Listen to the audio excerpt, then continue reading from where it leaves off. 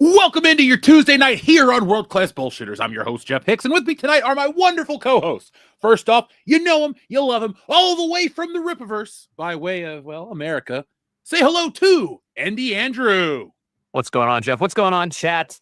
Congratulations to you, Jeff.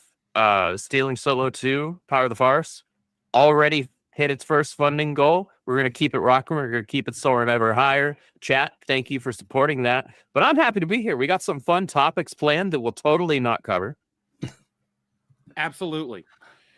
And speaking of we, Andrew, we are joined by our other co-host. He doesn't have his own universe, but he will soon because the Doomiverse shares a little crossover with the Wokebusters. Say hello to the one, the only Aaron Sparrow. Hey, how's it going, guys? Again, I want to reiterate what Andrew said. Congratulate you on being 100% fully funded. Looking forward to unlocking those stretch goals. So I hope that as always is the case when the second book comes out, that people who didn't jump in on the first are grabbing that one so they can prepare for the second. I would like to, before we talk about anything else, I'd like to thank you guys, and I'd like to thank Wes from Thinking Critical and Literature Devil and everybody who's been helping me reach this goal. Folks, we've been live for a week. We already passed our first funding goal, and I couldn't have done it alone. You guys are making this stuff a possibility. I make it for you guys because I read the messages, I see the numbers, and I know that you guys want more Stealing Solo, so it's here. But I want to thank everybody who's making this a possibility because it's not just me. Everybody out there is spreading the word. I'm seeing people on Twitter sharing it. It's starting to build up momentum, and it's getting really exciting. So, folks, Clone Geek, I'll forgive you for being late. But, folks, we are fully funded. I am going to tell everyone more about the stretch goals a little later on in tonight's show. But everybody is getting a Stealing Solo, The Power of the Farce keychain that will be shipped with your book. And if you back now, you will get every bonus level unlock. So we're talking magnets and more. But we will talk about that in just a smidge Pinciati. But I want to thank everybody again. I'm excited. Stealing Solo 2 is going to be a reality. So be on the lookout for that, folks. Heck yeah.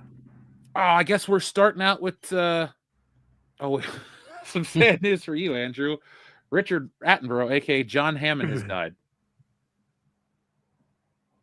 We're not gonna get 5 minutes in to the show. We're 4 already minutes doing exactly. This. Man, well, that's a shout out my to reputation Enrique, precedes me. And Andrew, sadly, Andrew, also John Wayne has passed. Yeah, that one I knew. Richard Attenborough, when he passed, that was actually pretty sad because I. Are you saying John Wayne passing wasn't sad? Is that what you're saying, Andrew? I don't think that happened in our lifetime, did it? I didn't have the attachment to him, man. Like I wore out the VHS tapes for Jurassic Park and Lost World. What about The Searchers? What about True Grit? Why didn't you wear out those videotapes, Andrew? Because I didn't own them as a kid. Yeah, me neither. I haven't even seen those movies. I will talk shit all day, but I'm not going to lie about a movie I haven't seen. Bad news, Rock Hudson died from AIDS, says Clone Geek. Oh, no. Damn. That broke my grandma's heart, my mom told me. She's like, Your grandma thought Rock Hudson was so handsome, and then she found out he was gay and was just heartbroken.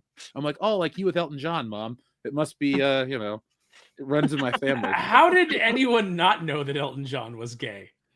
I was going It to was say, the like, 70s, that's man. We weren't I around mean- back then. People were simpler. I remember I mean, I guess Fair people enough. just didn't think about it. Like they didn't assume that that anybody was gay because they didn't know anybody was gay. But like, I mean, from the moment I was a kid and I saw Liberace, I didn't even know what gay was, but I was like, that guy's gay. You're correct. It was the That sequin makes sense. jumpsuits and the candelabras. I love that joke in Austin Powers. The ladies loved him. I can't believe it.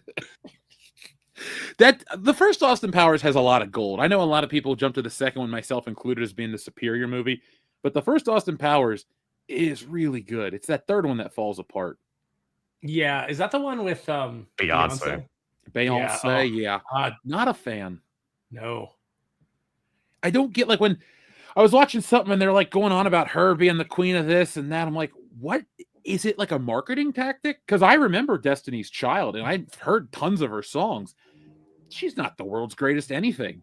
I guess people have low standards. So No, they have low standards. She's like become like the queen of the whores. oh. You know, it's just like it's the bad role models. It's the Kardashians, the Beyonce. I was going to say, she, you know, she was a bad influence on a whole generation of young girls. Yeah, and it's all the witchcraft nonsense and just all of that stuff. Yeah, I don't get it. I don't think that she's all that special. I mean, I'm not going to say that she's not talented, but let's be honest, like 18 people write those songs of hers and it's not like they're that great. I mean, you know how many people wrote Bohemian Rhapsody, one of the greatest songs of all time? One guy, Freddie Mercury. And then, you know, Beyonce has a song that's mostly her saying baby or that god awful Who Runs the World, you know, song with these things. And that's got like 5 or 6 different producers and people that wrote it. And it's like, really? It took all that people to make this? And by the way, we know who runs the world, Beyonce. It's a cabal of elite pedophiles that you and your husband are a part of. Yeah, Jay-Z's got to be connected to something nefarious. I don't trust that dude. No, come on. You go from writing Big Pimpin' to being what you are. Wasn't he okay. connected with P. Diddy? Yeah. Most Every rappers- day, Even every at those day. parties. Every day, assuming that they're not swinging, Beyonce wakes up next to a gooba fish from the Phantom Menace. Wow. That's damn. Guys, That's again, rough, I'm man. sorry. I'm sorry, man. I'm on Vicodin for my jaw surgery, and so I'm still pretty loopy as I God was bless on you. Saturday. Jeff has already witnessed the pure unfiltered like lunacy on Saturday. But the thing, folks, is don't accept Aaron's apology. Get ready, because it just means everything's about to get really, really good. It's just about to be funnier up in here. That's all. Yeah. This is going to be a hell of a show. So let's get tonight's show rolling the way we always do, with the word of the day from our friend Shrebels08. The word of the day is a tasty word. The word of the day is pie. Debbie does American Pie. Pie Horizon. Fistful of American Pie. The Man from Pie. Pie Fiction. My Black Ass presents Dion Green and White Cherry Pie. And Madam Pie. I have dreams. Field of Pie. Also, I'm gonna be honest. I don't really like this game.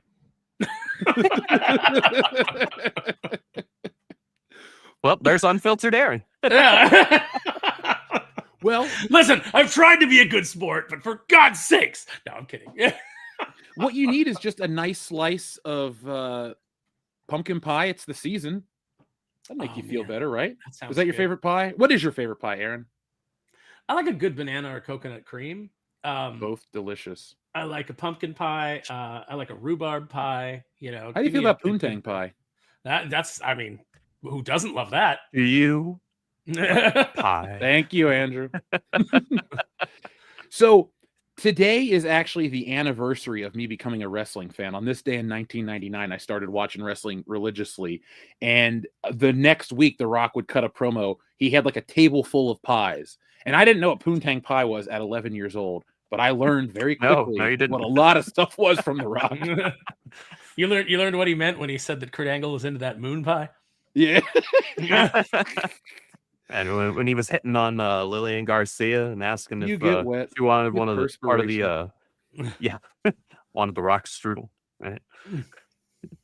The that was probably the second. Like, I always gauge like happy eras. I'm not like a miserable person at all, but as a kid, I was a Power Ranger kid. I was very happy. I Yeah. wanted to morph and all that stuff. It was great. But then I got into wrestling, and that was exciting too. And that one stuck. I don't still watch Power Rangers. Sorry, folks. I know I draw comic books and talk about toys, but I draw the line at watching the Power Rangers. I just, you know how much I watch Power Rangers, guys? On Netflix, when you click on a show and it plays you like 5 seconds, there is a section that, like, if you hover over the Power Rangers, it just plays them fighting a monster. Every once in a while, I'll watch that because it plays the theme song, and I go, yep, that was enough. Yeah, and I'm good. I'm That's feeling fair. it. Actually, speaking of toys and Power Rangers, do you guys see that Toy Battalion is releasing like a Green Ranger or like new Green Ranger version of A movie? the movie suit? I did, and now I want to buy the entire set. See, I kind of would consider getting the whole set, but I'd honestly just be happy with getting the 2 versions of Tommy. Like, that's all I'd need, really. See, Even honestly, just the Green Ranger, I'd be happy. Well, you might be able to. If I decide to buy the set, I will sell you the Green Ranger for the, we'll break it down in 6 parts. And I don't want the Green Ranger because he wasn't in the movie, and I only collect shit that's accurate. So I would pass that along to you. But I would happily do that. So let's see some more pie titles for Shrebbles 08. Shrebbles 08 was sponsoring he produced the Literature Devil show. So this morning, folks, I was over there. We were talking, it was Tuesdays and Dragons. So I'm trying to think of a dragon movie title, like Pie Heart. There you go. Or Eye of Fire or Reign of Pie. Oh, I like Reign of Pie. Here's a terrible one. Pie Heart Huckabees. There we go. That was shit. Or, to keep on with my terrible puns, Pie Love You, Man. That's pretty good. Anything with I in it is going to be now Pie Shrebbles 08. That's officially here on the channel. So, Pie left my heart in San Francisco. Puff the Magic Pie. Ooh, I can get down with that. Well, let's Lives see. by the sea. You remember in Meet the Parents when Ben Stiller explained to him that it was about weed, and he's like, "No, Greg, it's about a boy and his magical dragon." That's what I thought when I was a kid, because Pete's dragon was around, and I was like, "Yeah, that's what it's about." Pete's Pie. Mm-hmm.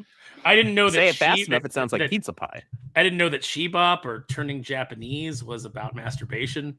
I had a friend who didn't know. I was today years old when I learned that bit. I didn't know that Stroke by Billy. Well, I knew. I had a friend who didn't know that Stroke by Billy Squier was about what it's about, because it's got the part in it where everybody's going stroke, stroke. She thought it was about a Viking ship. She was very naive. She's like, I used to roller skate to that. No. How do you not know that Shebop is about masturbation? Because she says the line, I better get a chaperone because I can't stop messing with the danger zone. Come on, what does danger zone mean on Archer? It just means that, you're fooling around with somebody else. I didn't know it was about self-pleasure. I just thought it meant that, you were hanging around with the wrong crowd. Now, I don't know if this is real or just some bullshit I read online, but apparently she recorded that song topless in the dark. So, okay. I respect what it is.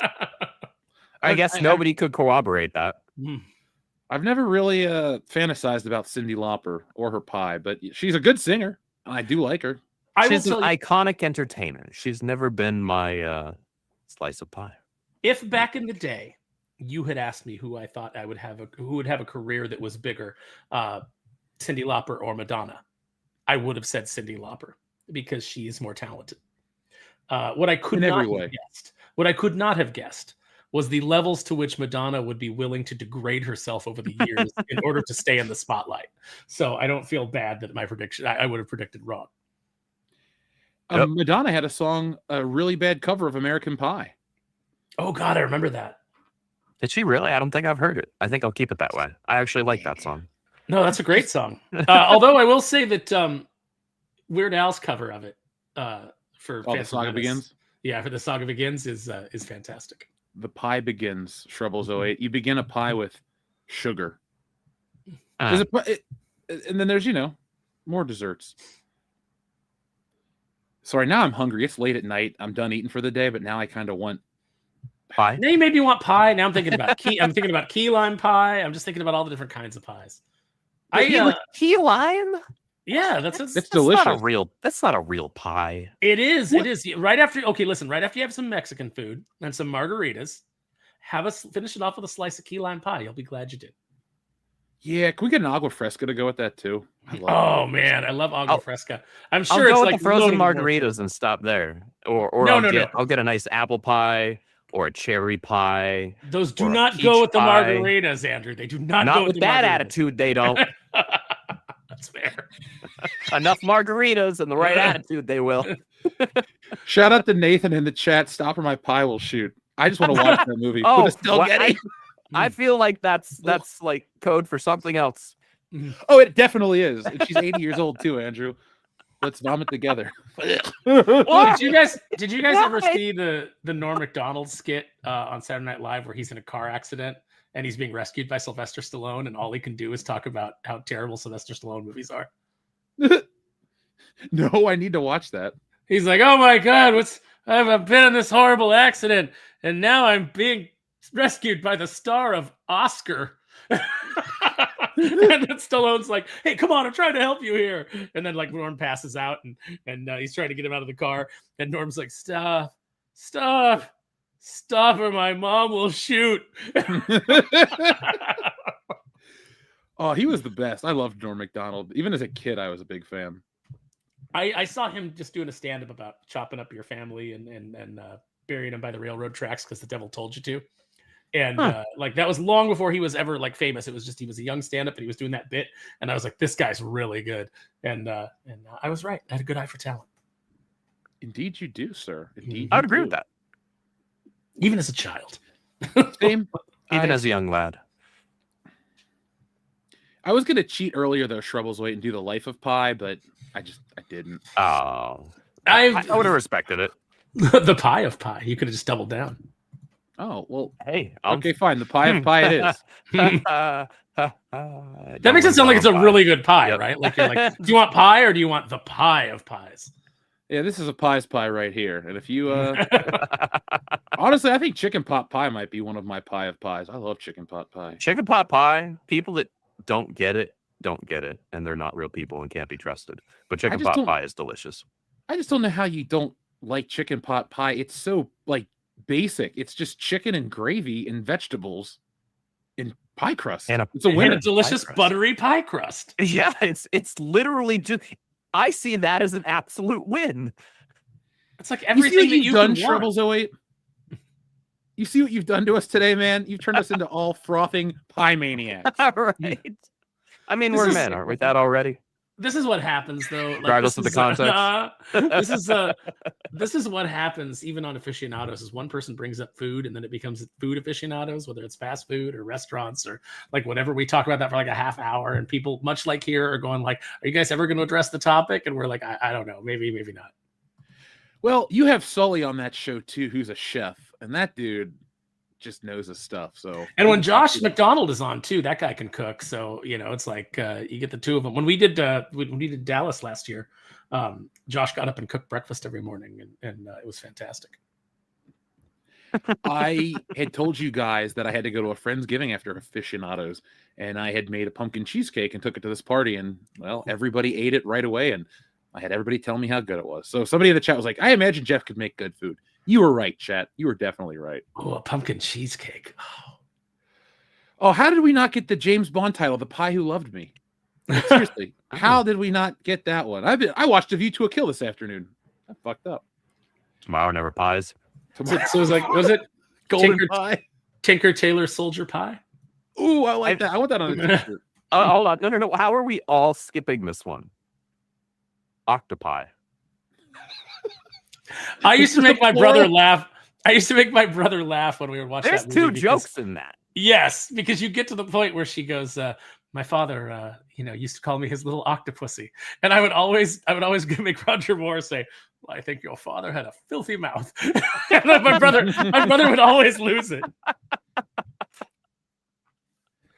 God, that's amazing. God awful. Maud Adams was wonderful. Hot, I love it. I was totally into her character, and I was like, yeah, Octopussy. Just Watch her in The Man with the Golden Gun. She's a better character in that one. Oh, that's right. She's in that one And too. it came out like 10 years earlier, even though she aged incredibly well. Is Octopussy the one that has the circus performers, or am I confusing that? Yes, with it a is. different one? Okay. Yeah, I like that one because they were like these weird twins, and in my head, I was like, this is as close as I'll ever get to Tomex and Zaymot on screen. Like just these acrobat twins or whatever. Yeah, and then one got stabbed and stuck to a door, and the other one. Yeah, and Roger Moore's like dressed up as a clown at one point. Yep. I get into arguments online with people because we were celebrating the 30th anniversary of GoldenEye the other day on the show, and this guy's like, Pierce Brosnan's the worst James Bond, and everything he did was terrible. I'm like, have you watched Octopussy, dude? I think Octopussy is better than Moonraker. See, those are the two bottom of the barrel for me. It's like I lose no matter what. It's like The Force Awakens and The Last Jedi. I hate them both. Yeah, Moonraker's just boring. At least it is. Octopussy has some entertaining things going on. But I will say Live and Let Die is pretty high on my list. Same, top 5 for sure. I love that one. That's my favorite Roger Moore movie by a country mile. Mike Angerhauser in the chat says how to lose a pie in 10 days. That's pretty good. That's pretty good. Oh, I can lose a pie in 10 minutes. Yeah, same here. 28 pies later, that dude is either sprawled out or he looks like Lizzo before she started to lose weight. He's a diabetic. He's going into a sugar coma, and he's not going to make it past Wednesday if he eats 28 pies. He's not going to make it past 11 a.m. Now, Aaron, you had mentioned coconut cream and banana. Those are pies that I could probably eat like a whole pie and then feel really bad about myself. Like, really bad. You'd feel great about yourself while you were doing it. And then, like, afterwards, you would hate yourself. Yeah, man, like, what have I done? That should be our next book, just about a guy who gets superpowers after he eats so much he becomes shameful. That's how he unlocks his superpowers. Not puberty. No, I'm thinking that we still need. I was seriously putting together ideas for Meth Shark versus Crack Bear, because I think we have to go Crack Bear because we can't go Cocaine Bear because obviously we'll get in trouble. But that's Meth true. Shark Hey, versus Crack Bear. I want to do that. Can we do it like Kaiju? Can Meth Shark have grown legs at some point and just walks through the city? Oh yeah, no, that definitely has to happen. Like so here's what I'm thinking. We want to be topical. So Trump blows up a fentanyl boat, right? And a bunch of drugs go into the water. And so the shark gets a hold of some meth, and he mutates some legs like in Peter Benchley's The Creature, and he can walk on land, and he's so high he doesn't even realize that he's not breathing. He's just fine. Okay, so but my question to you though, because I'm tracking with you, how do we differentiate that from I say we like the royal we as though I'm part of this because I'm not. But like how do you you're in. We need an editor. Like I can't be editor if I'm co-writing. You're already a fantastic editor. But how do you differentiate that from James Gunn's retarded King Shark in his Suicide Squad movie? Because he may as well have been on drugs because he was an idiot. And he's a shark that's big and on why does every superhero ensemble have a Drax now? Because Guardians of the Galaxy made a bunch of money one time. Let's be clear. While Dave Bautista was funny at times, that wasn't Drax from the comic books. No, not at all. They turned him into this distilled, watered down, just like comedic relief for no need whatsoever because you already had Rocket. You already had Peter. You had so much comedic relief already. At that point, you need somebody a little more serious to be the relief from the comedy. In the James Gunn film, everybody is comic relief. That's true. That's kind of generally the thing. That's true. Even like characters, now that I think about it, like a character like Gamora or gosh, why am I blanking on her name right now? Nebula. Thank you. Like they had funny moments because of like the timing and the delivery, but they're not supposed to be funny characters. No, you get a different kind of funny because with Nebula or Gamora, you get like an unexpected line, or you get with Nebula, you get deadpan. Like she bites into that root after being told that it's not ripe. And she chews on it all dramatically, and then right. They're like the Zeppo to the rest of the Marx Brothers. Mm-hmm. By the way, they're all dead. I'm talking about. They all passed away. after they were mailed Henry James's diary. The So only not reason bad. I thought of that, Andrew, because I was like, you had no idea. Like, you're like, I haven't seen any of these John Wayne movies. But then you reference something like the Marx Brothers. You're always surprising me with like the things that you don't know, and then the things that you do know that you shouldn't know. I agree. I shit you not. I grew up watching all of those films because my family has the complete DVD set of those. I adore those movies. Those All are right. some of the best comedies on the planet ever. Very good. Mike Angerhauser has a good one with Pies Wide Shut. They weren't shut in that I movie. feel I've like- seen that film. They were. I feel like the context of that could be really good or really bad. Have you seen that one, Andrew? Eyes Wide Shut? I have not. Oh, there's just so much nudity. You should watch it.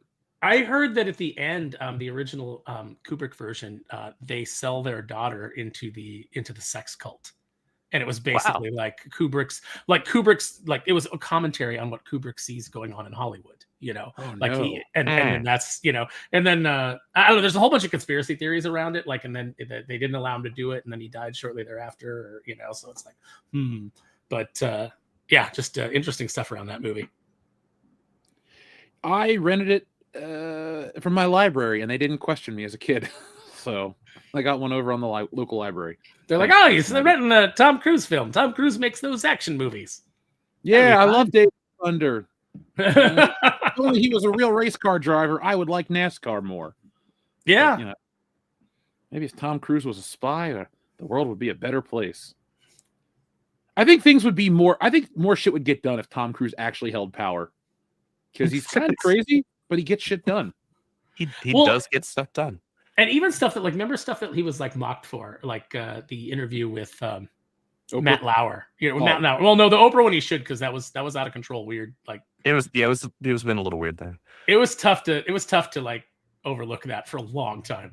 But when he was on like with Matt Lauer talking about, you know, Matt's being glib, and here's the history of psychiatry, and here's why, you know, it's not helping people, and everybody was like mocking him and being like, oh, he's, you know, lunatic Scientologist. And then, you know, the more we there was also that interview that he did, I forget who it was with, but where he was talking about the potential dangers that we don't know yet of like over vaccinating people and things like that. Yeah, and big pharma, and you know, and he turned out to be right about all of that. like all right, man. Had no idea that was going to be a thing. Well, remember, like what Jim Carrey and Jenny McCarthy were talking about, like vaccines way back in the day, and like whether or not there was a link to autism. I remember her. I didn't know Jim. I mean, Jim Carrey is married to her, right? Yeah, that's why he was in there, I think. It's good for him. I always liked Jenny McCarthy growing up. Singled Out, that was a good show. Mm-hmm.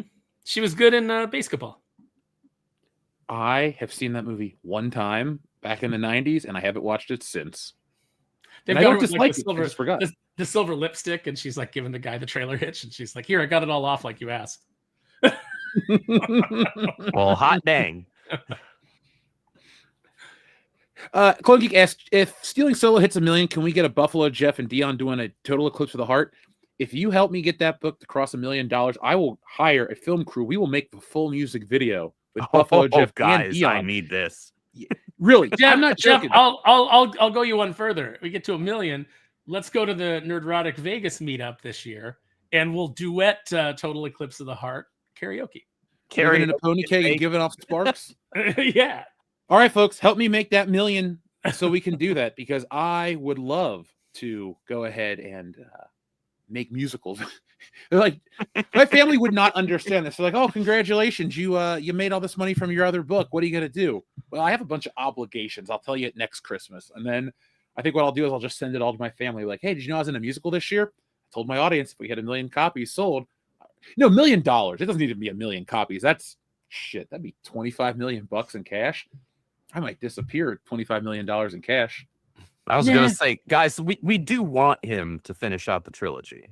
Okay. Oh, I would do that no matter what. I wouldn't go like, hey, I just made $25 million. Bye. It would be, oh my God. Okay, let's. Well, we know you wouldn't launch the campaign at least and then take the 25 million and disappear. Oh, so at least there's that. Hey, I've done, let's see, 2 Stealing Solos.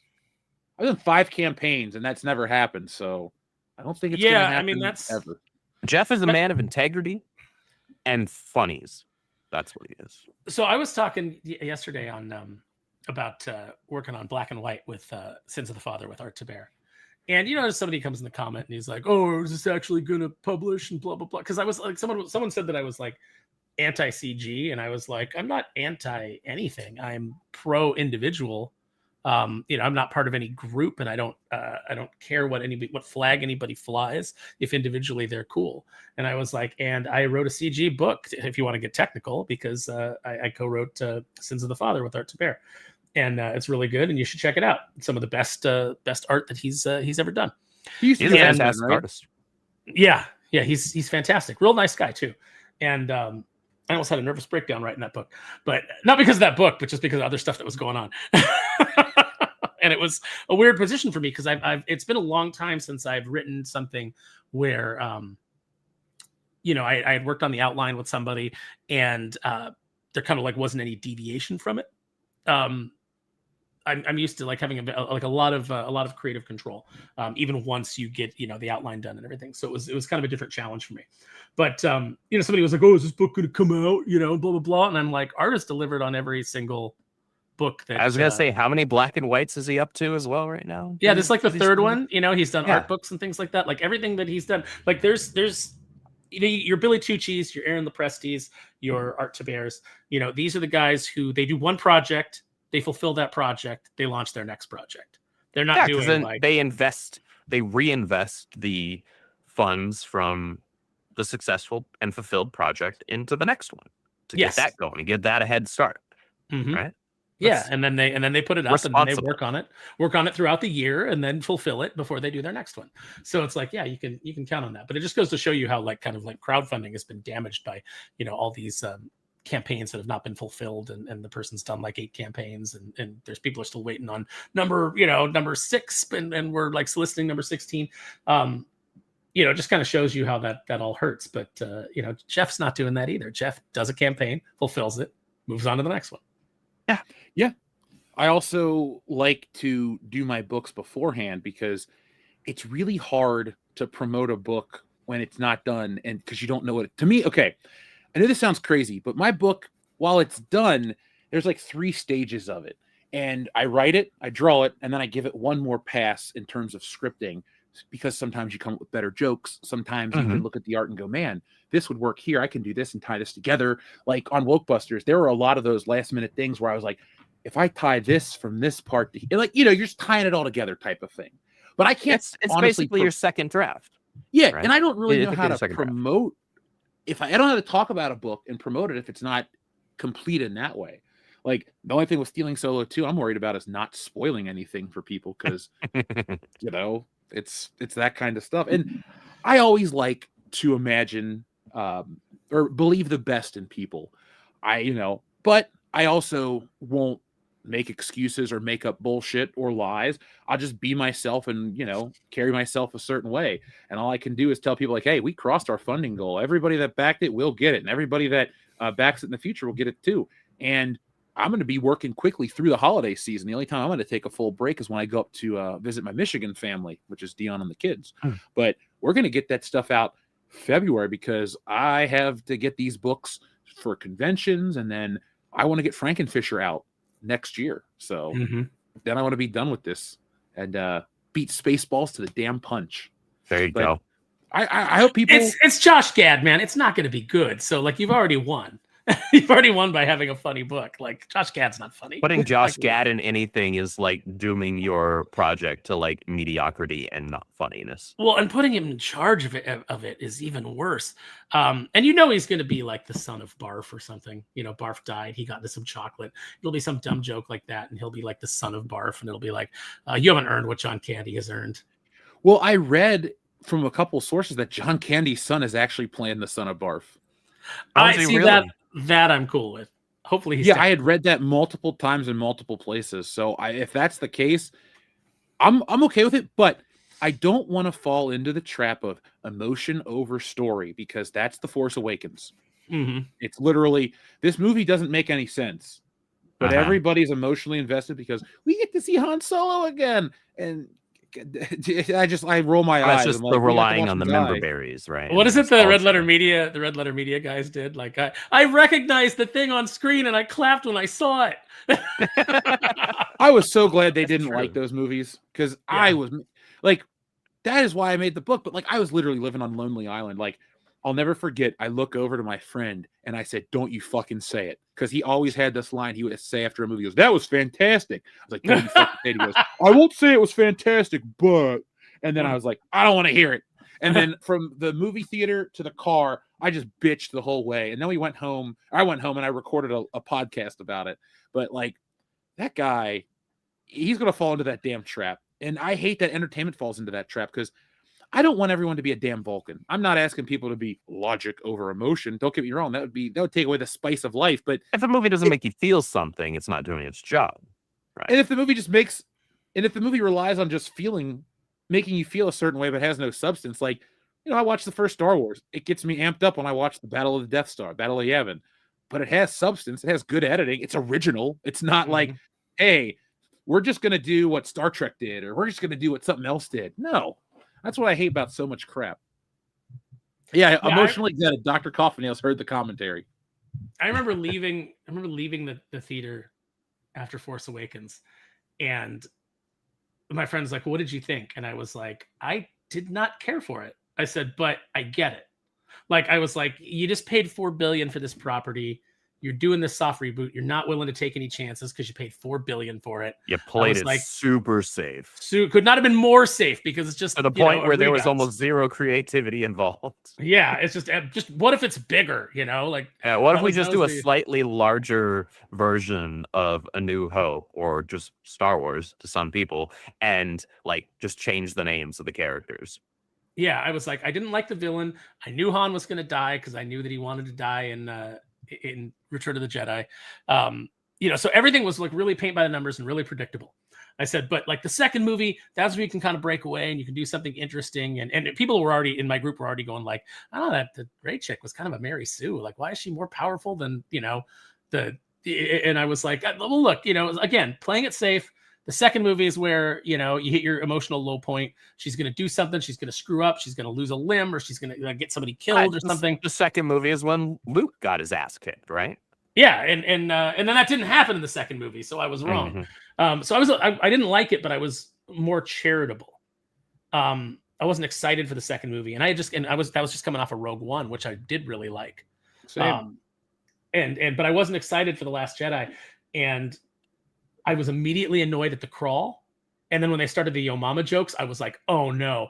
And my friend Alan said, he goes, I could feel like the anger radiating off of you the further we got into the film. And he goes, and you were sitting back in that posture that you get when you don't like something or when you're not particularly interested or engaged.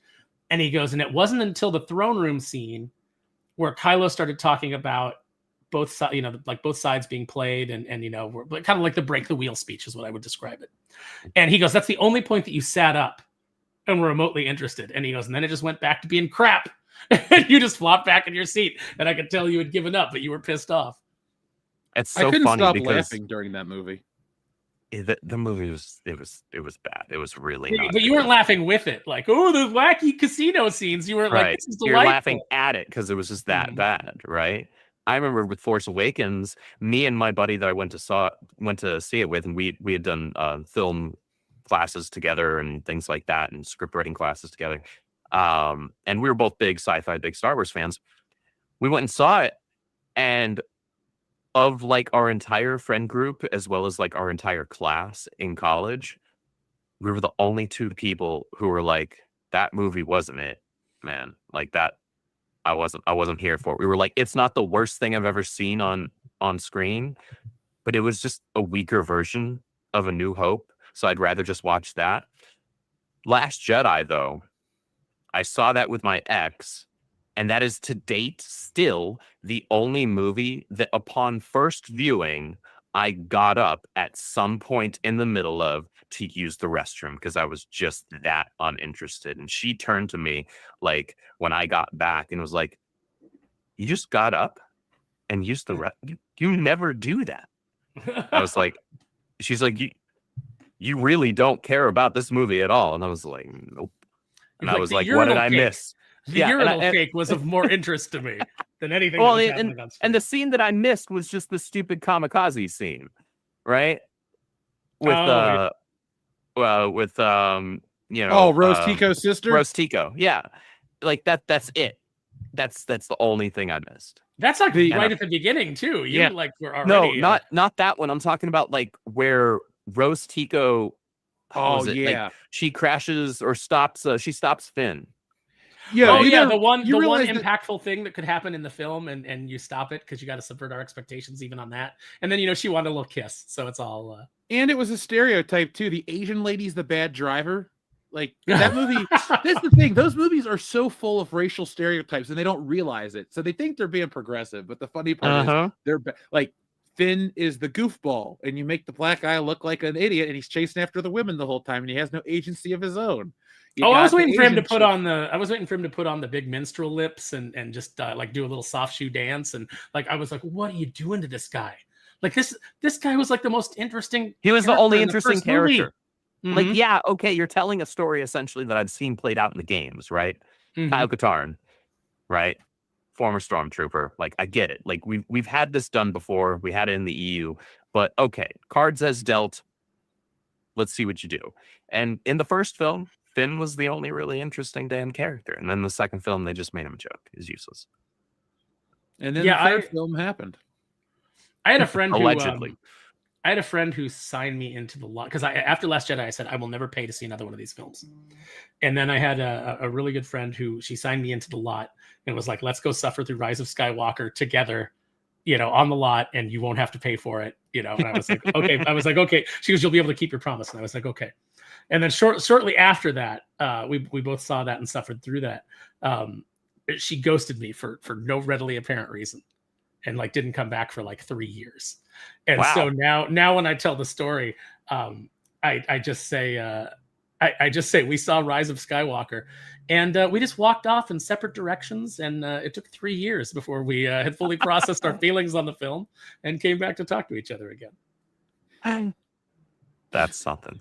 Now don't get me wrong, she's since ghosted me again because patterns are a thing, but it's still a good story. Real quick shout out to our friend Mike Angerhauser, who just backed Stealing Solo. Mike, thank you very much. You have a wonderful book on your way. This book is an 80-page plus book featuring bonus content, a big story, and a whole lot more. And I'll spare you the bells and whistles talk. It is on the Kickstarter page right now. But folks, just remember, and I don't usually say it like this because I assumed everybody knows, but all of mine are graphic novels. So we don't do staples. We don't do floppies. We do a book that is worth the value. So you're going to get a lot of value, a lot of laughs, and a lot of content. So thank you, Mike. And folks, be on the lookout for that. Mike, I also walked out of The Last Jedi a little angry, not as confused. I met Kendo for the first time the weekend of that movie. He drove all the way from St. Louis to come watch it with me. First time we ever met. And a couple of my other friends went with us, and we went to the Hofbrau house, and there were people dressed as Luke Skywalker. And I had read all the leaks because I had made videos on the leaks. And we're sitting there, and my friend has one too many beers, and he starts going, "Luke dies!" And they all look over like, "What?" And then a few more beers later, he's like, "Luke dies!" And we're all laughing. So as we walk out of the Hofbrau house, we see every group of Star Wars people, and he just goes, "Luke dies, Luke dies, Luke dies, Luke dies, Luke dies." And we walk out of the Hofbrau house to then watch Luke Skywalker die on screen. And some of those people were in the same theater with us, and they gave us nasty looks. I mean, effectively, he was bracing them. Right? Yeah. Mentally and emotionally bracing them. But they probably were still like, okay, well, maybe Luke dies, but I bet he dies heroically and cool. No, he dies from using the Force. Yeah. He overdoses on the Force, and he just like sort of dies on a rock. I mean, that's how I want to die. I want to think really hard and then just die. You know what's crazy, too? They made a mistake. Surprise, surprise. When Luke dies, his body disappears and his cloak remains, but his robotic hand becomes one with the Force. Yes. Well, I mean, Rian Johnson is not a very good filmmaker. End of discussion. Point blank. Period. I mean, when you have a scene, a fight scene, and you have to go in and CGI out weapons so that the fight scene makes sense, the fight choreography makes sense. Weapons just have to disappear That out of to characters' this hands. day, I gotta say this because this past October, so last month, we had San Antonio Space Con, and Star Wars Theory brought Nick Gillard, right? Who? Choreographer for the prequels. Now, however you feel about those movies from any other possible facet, Nick Gillard's choreography for those movies is golden, right? It's absolutely stunning. It's what made those movies. It's what like made me love lightsabers more than I already thought they were cool as a concept as, right? And so like you take a look at what he did with Star Wars in terms of, the choreography and things like that. And then you look at what Disney did. It was just like the most, like, if it wasn't the most basic, bare bones, just looking like I'm swinging any medieval sword around, like I have zero idea of what the hell I'm doing, it looked like complete shit circus, mental retardation, like that throne room scene. Yeah. Where, just as you said, we're having to actually CGI out stuff because otherwise this fight doesn't work. And it's like, man, like, you couldn't send an email, you couldn't pick up a phone, like you have Nick Gillard. Yeah.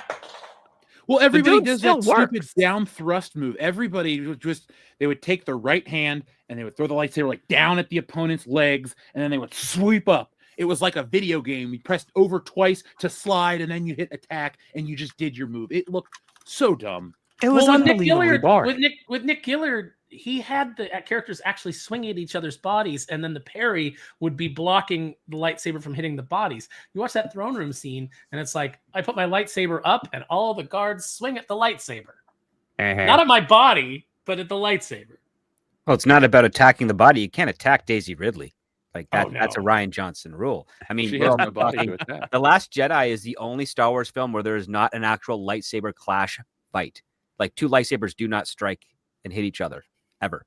Oh yeah, because Luke is a force projection. That's technically not a lightsaber. And on top of that, his lightsaber never blocks anything from Kylo Ren because he dodges them all. And then the other part too is the throne room scene. It's two lightsabers against whatever the heck vibro blade crap that those red guards desperately trying to make a good-looking fight choreography scene by attacking each actor one at a time and just and then still in shot hanging by waiting for their turn. Well, let me ask you this. So what we got in The Last Jedi, and it's like, okay, you're subverting all the expectations. You're not building on anything from the previous film. You're tearing everything down. All other things being the same. If you have that final confrontation with Luke and Kylo, what if Luke is actually there? You do the scene, he walks out, Kylo yells fire, they do all of that firing, everything is blowing up, you're like, holy shit, all these AT-ATs are firing on Luke, he's dead. Then the smoke clears, and Luke is standing there like this, and all those blaster bolts are held in the air the way Kylo held one single blaster bolt in that first film, showing you how Luke is a Jedi Grandmaster now. And then he opens his eyes, and all those blaster bolts fly back and tear into the AT-ATs and screw up the Imperial's fleet. And that's why they then have to move to the ground assault. Aaron, don't talk about cool things that we'll never get. That's just one scene change. It doesn't make the film good, but it fixes the Luke problem. Yeah. Well, The Last Jedi absolutely fixes the Luke problem. I would have fixed the Luke problem in the first one by making Max von Sydow a forced disguise of Luke Skywalker, not killing him at the start, but capturing him, bringing him to Starkiller Base, and he's just there just to get inside the base.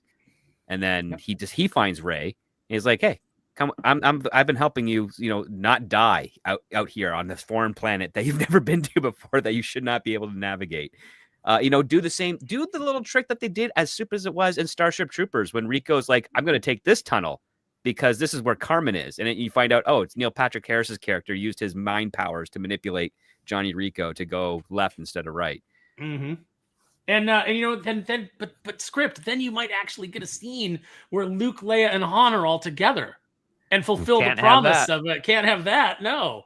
No.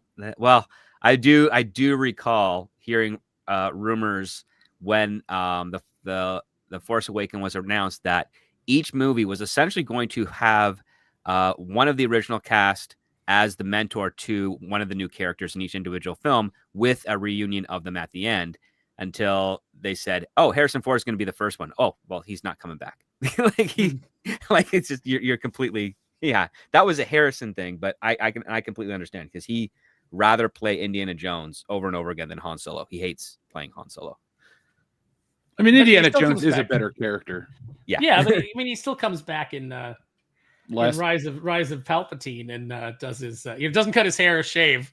He just No. shows up and they're like, "Hey, Harrison, can we make you look like you did?" I'm just gonna do the goddamn scene. It's like, I'm here for Carrie, and that's it. That's right. Mhm. Yeah. yeah. I'm so also, glad we went down memory lane. all the debate. Why are we talking about Star Wars? Like this wasn't the subject, but we're back on Star Wars again. I guess it ties into the book since I parody it in the comic. That's how we got here.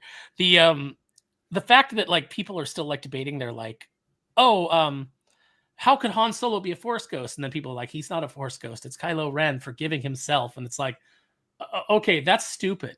That's stupid. Han doesn't need to be a Force ghost, because you've already got. If you watched, hey Ryan Johnson, have you seen Star Wars? Because if you watched The Empire Strikes Back, all you have to do is go with Yoda's line of, "Through the Force, things you will see. Friends who are long gone." Han doesn't have to be a Force ghost in order for Kylo to see him through the Force, because the Force can show him Han without Han having the ability to do it. Well, I mean, that's also with J.J. Abrams, but he basically was trying to imply that Princess Leia, while she was in her coma underneath the white blanket, was force projecting a version of Han to help communicate to Kylo and forgive him for what he did. And it's like, well, that's even more convoluted, JJ. And that's even dumber. Yes, it is. Because again, J.J. Abrams and Ryan Johnson, they were hot ticket director items at the time. And J.J. was hot ticket because he knew how to spend a lot of money, make something flashy, and but not get the return, which is kind of usually the big thing you want to do. He was the producer turning director and trying to make a name for himself. Ryan Johnson was the independent filmmaker who made interesting films, but also didn't know how to mix audio. He made one interesting film, and Yeah, it wasn't even like, it doesn't hold together all that well. Well, I mean, that's Looper, and then if you watch Brick, the audio is so bad you have to watch it on subtitles because you didn't mix it properly. Jeez. Let's but give that this is probably his guy best script, millions, hundreds of millions of dollars. and Oh have no, him make a with Star Brick, Wars that film. was like $1 million movie. Like that was Joseph Gordon-Levitt, Isaac Hayes. No, but you look at it and you go, well, it's like giving Chloe Zhao a Marvel movie. Oh yeah, I forgot about that. That's Disney's modus operandi. They have had one of the reasons why I never considered Disney a proper studio is because every director that they would bring in for any of their stuff that wasn't under the veneer of Touchstone or Hollywood Pictures, they would always get into fights with the directors because they would bring in directors that actually had merit, that did stuff, that weren't new in their career, that knew how to make money and knew how to get a job without Disney. And they soon discovered under Bob Iger's regime that, hey, if we just pluck these new directors coming out of the indie sphere, we can control them because we're giving them a studio-funded film, and they're just going to say yes to everything that we want, and they're not going to push back and say, well, I'm a director that I've already made studio films before. I don't need to listen to you. And that's what they did. That's what they did with Colin Trevorrow. That's what we did with Chloe Zhao. That's what we did with who is the one that did the Marvels? Nia DaCosta. Nia DaCosta as well. Like they all got them, especially with the Russo brothers. And the Russo brothers got lucky because they got experience in TV, which is why all their films look like they're shot for television and not for film. Like we've seen going on social media recently. There's the Mask of Zorro fight scene between Antonio Banderas and Catherine Zeta-Jones in the stables. That scene is beautifully shot, amazing. It's wide shots. There's choreography. You can see what's going on in the geography. You compare that to Captain America fighting the Winter Soldier on the highway. Every single punch is its own individual shot. And there's momentum to it, but you're not processing what's really going on. And it's tricking your brain to saying, oh, this is really cool. But it's like, no, they shot that fight scene over probably 2 days by just going one move at a time where it took like a week of rehearsals with Antonio Banderas and Catherine Zeta-Jones to do that so that they could do all that stuff in the one wide shot that's more than half a second in length. Mm-hmm. And that scene is way more impactful, has a lot more fun to it. And it's something that little kids would try to recreate as a sword fight because they could see it and they could find out how it works. You don't ever see kids trying to recreate Captain America versus the Winter Soldier on the off the highway because they can't. No, because you can only see this much. Yeah. Oh, I don't know. I saw a kid give his friend a knee strike the other day into a car. But that's just one of the moves. Yeah, but the other kid dropped his knife into his other hand and tried to stab him. But did he grab a garbage can lid and then like beat him over the head senselessly with it? Yeah, come to think of it, they might not have been friends.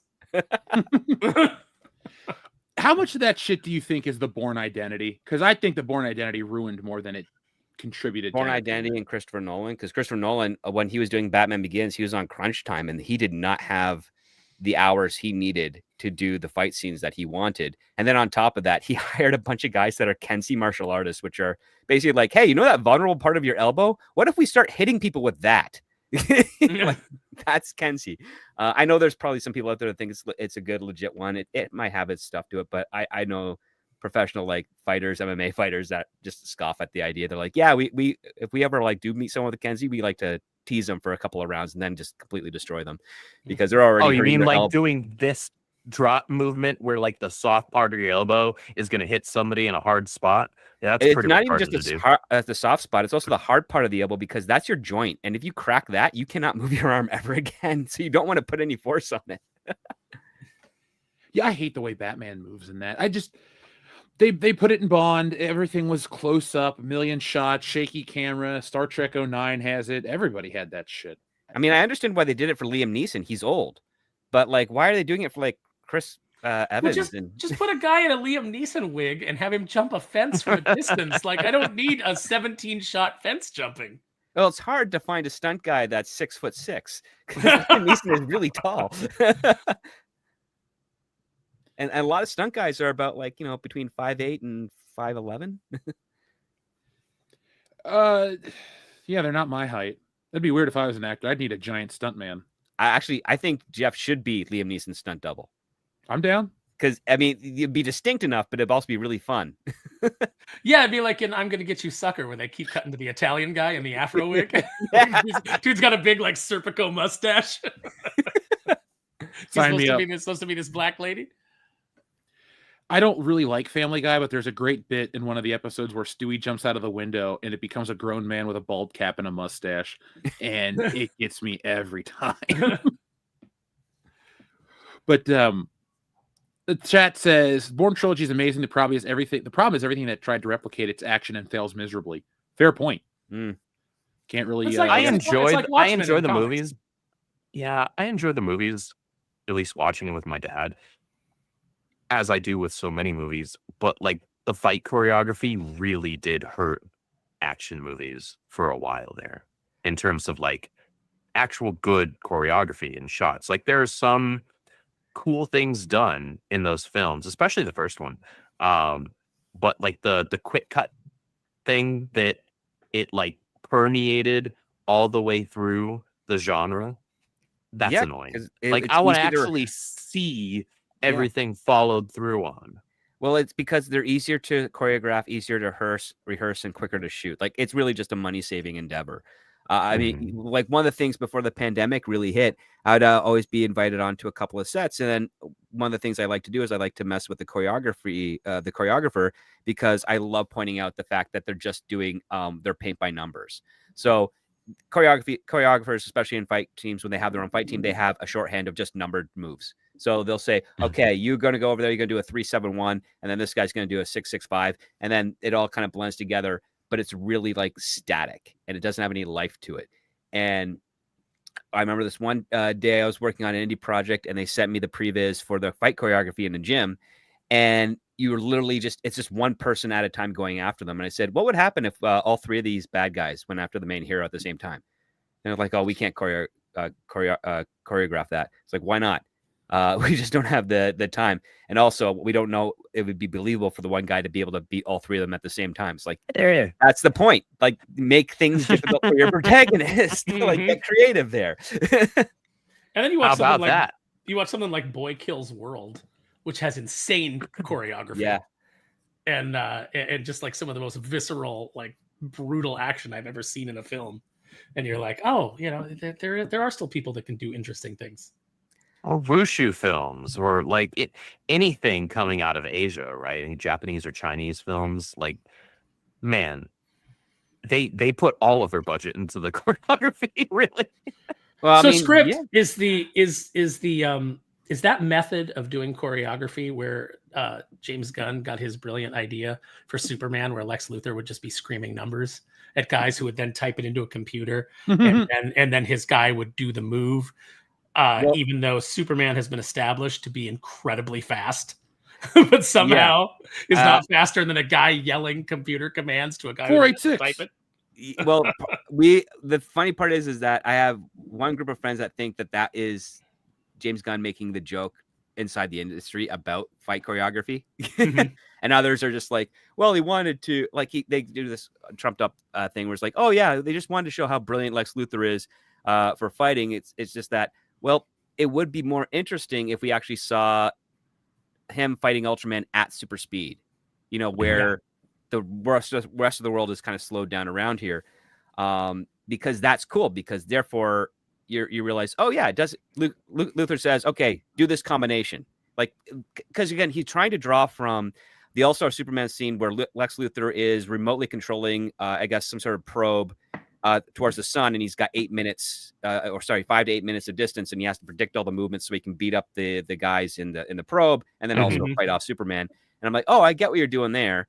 But you got to, if you want to do that domestically, like, within without that delay, you have to tell your Ultraman a series of combinations to do based on one telegraph that he's able to recognize Superman when he's coming into the fight. And he's got to be able to process that at the speed of what Superman's fastest speed. And I can see from one perspective is like, okay, well, how's the audience really going to register that? Or how's the best way I can effectively do that for the audience to register? Or do I just keep it simple and just make it real time and Superman doesn't fight at super speed and we just never explain why? And it's like, all right, whatever. Yeah, which is, in the theater, for most people, it's fine. Yeah. But it's another one of those things where it's like, once you get out of the theater and you start thinking about it, it doesn't work. It does raise more questions. I mean, as much as I enjoyed a lot of aspects of Superman, it was over edited to lose a lot of the substance that it was there. Like, even one of my buddies that saw like one of the first cuts, he stood by. He's like, the first cut was much more better edited there. You could actually probably put in a score, because all it was just keynotes, like musical cues throughout that movie. There's no proper dramatic score. It's like, it's a Superman film. And then the other part, it's also, I think, the first, I think it is the first Superman film, with the exception of Batman v Superman, where Clark doesn't do a transformation into Superman. He doesn't pull open his shirt, drop his glasses, and then appears as the Man of Steel. Well, that's kind of the danger with the route that you go with the MCU line type suit and everything. And overall, I actually liked how the suit looked. But the first time I saw the suit, I said to myself, they're not going to be able to put that underneath his Daily Planet typical casual wear, and it be remotely believable. That it doesn't work. Christopher Reeve, yeah, he could do that all day, right? Because it was like skin tight spandex, right? But not. It's too bulky. It's Amigo parts costume that like brought to human size.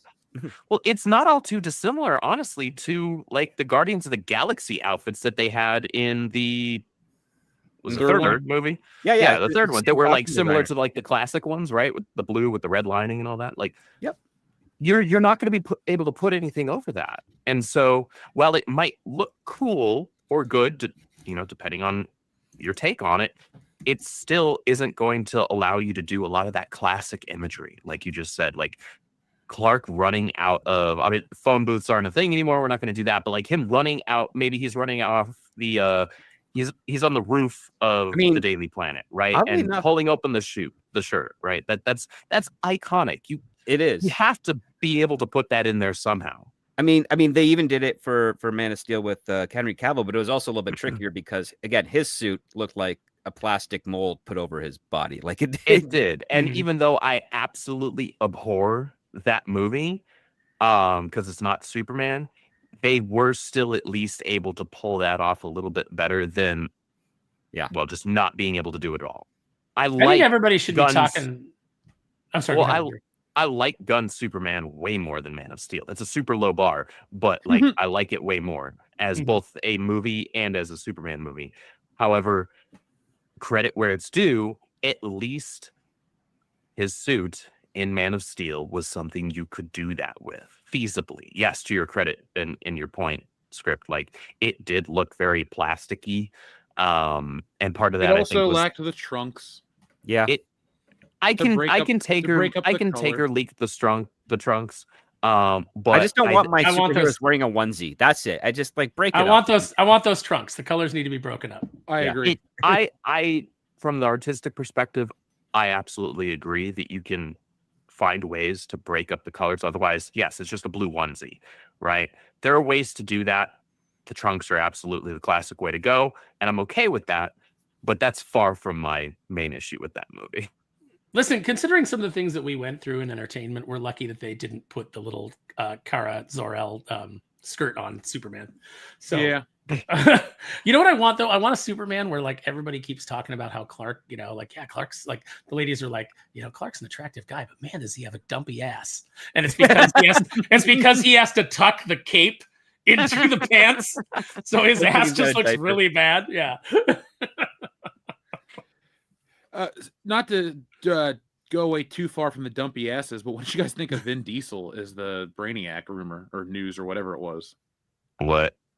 Are they for sure going with Brainiac? Because I got tagged in a post that I thought was from like some article, like some legit place. I was like, really, Vin Diesel is? This looks horrible. I'm sorry. A distinctive voice.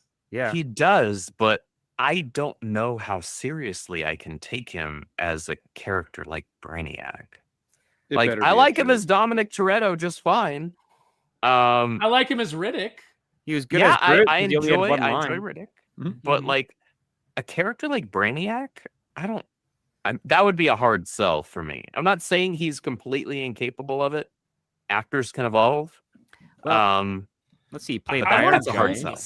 I want a coldness from Brainiac that I don't know if not just monotoneness. Yeah, not monotone, but just an actual like coldness. Like, for example, I think that the guy that played High Evolutionary in Guardians 3, that's kind of a Brainiac. Like, he had his moments where he would like go off, but mostly he was just kind of like cold and emotionless and very like clinical and practical. Because, let's be real here, Aaron. Like, High Evolutionary is kind of like a Marvel Brainiac type character in a lot of respects. He just the big differentiating factor being he is far more emotional at times.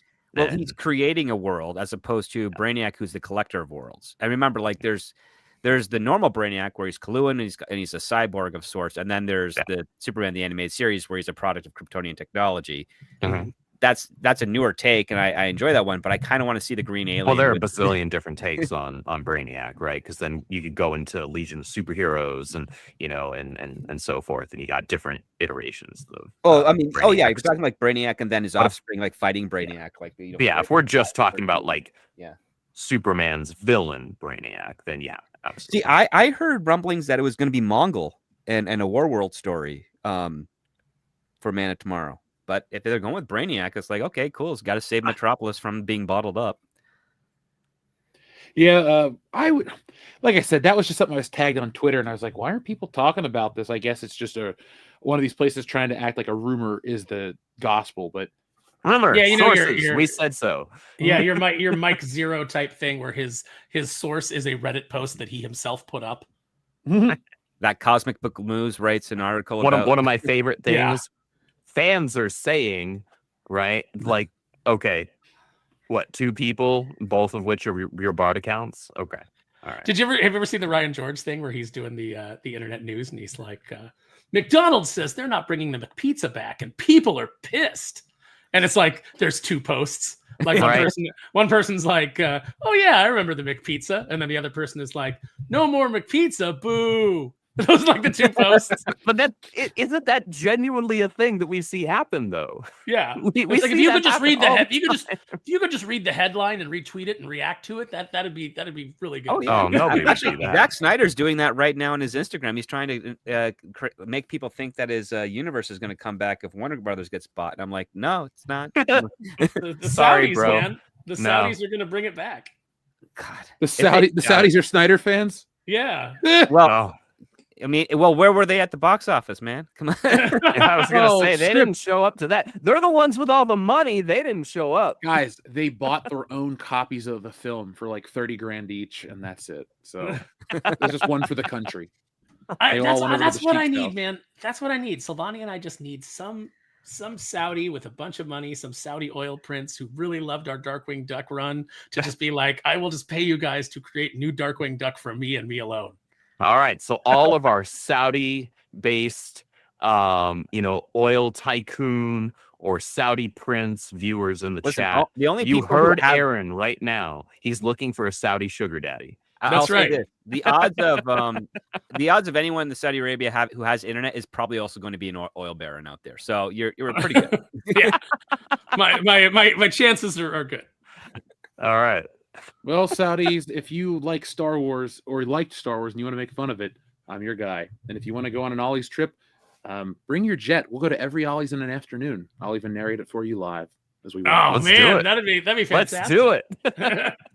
I would love it if some really rich person was like, "Hey, man, I want to sponsor you to go to every Ollie's. I want to go with you." Sure thing, dude. No, if I won the Name- lottery, I'd do the that. time and place. I'd be like, all right, but I would do it like we'd do it documentary style. We'd get like the big RV, like the big Yes. the big Big tour camper. bus. Yeah. Just go Ollie's to Ollie's. We're gonna hit every Ollie's. You got Promise that little me- image of it on the highway map of the USA, just going across like Indiana Jones.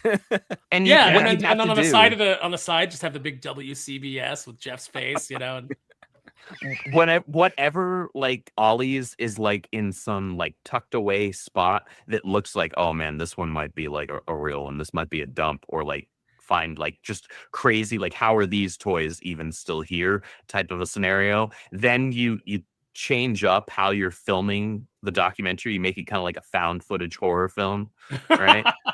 Or you just hire So security. it's like quarantine or like something like that, right? yeah, we could call the bus the Jeff Express. There you Yeah. go. Just don't compare me to Lex Luger, and we will be good.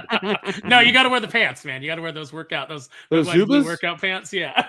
They're really comfortable, I hear. So yeah, sure.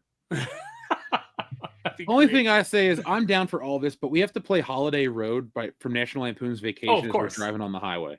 Mhm. That's my vacation music every Fair time enough. I go on a vacation. Andrew, you've seen National Lampoon's Vacation, right? I have. Okay. Ooh, Only I was about- once, but I have. Hey, it counts, man. As long as you know who Clark W. Grizzle is, we're good. I said it to somebody. They're like, "His name's Griswold. How did you not know that?" I'm like, "You didn't watch the movie, did you?" You're not remembering the reference. Yeah. I always pull for the most random thing, one line in a movie, because I watch movies way too many times and Mhm. run them into the ground, but still find enjoyment of them or from them. That's how you know you still love it. That's true. That's why I can still watch Fletch and every other movie that I watch on repeat. I watched I've A View to a given- Kill today again. Speaking that of great. Fletch, no, but it's Max Zorin and it's got a great theme song. I like it. By the way, Jeff, I have given my name before as Elmer Fudd Gantry. That's amazing. Though I do picture you a little more as a Foghorn Leghorn guy. Oh no, see, I've done Dr. Clayton Forrester a lot of times, Okay. and one time I did call myself TV's Frank.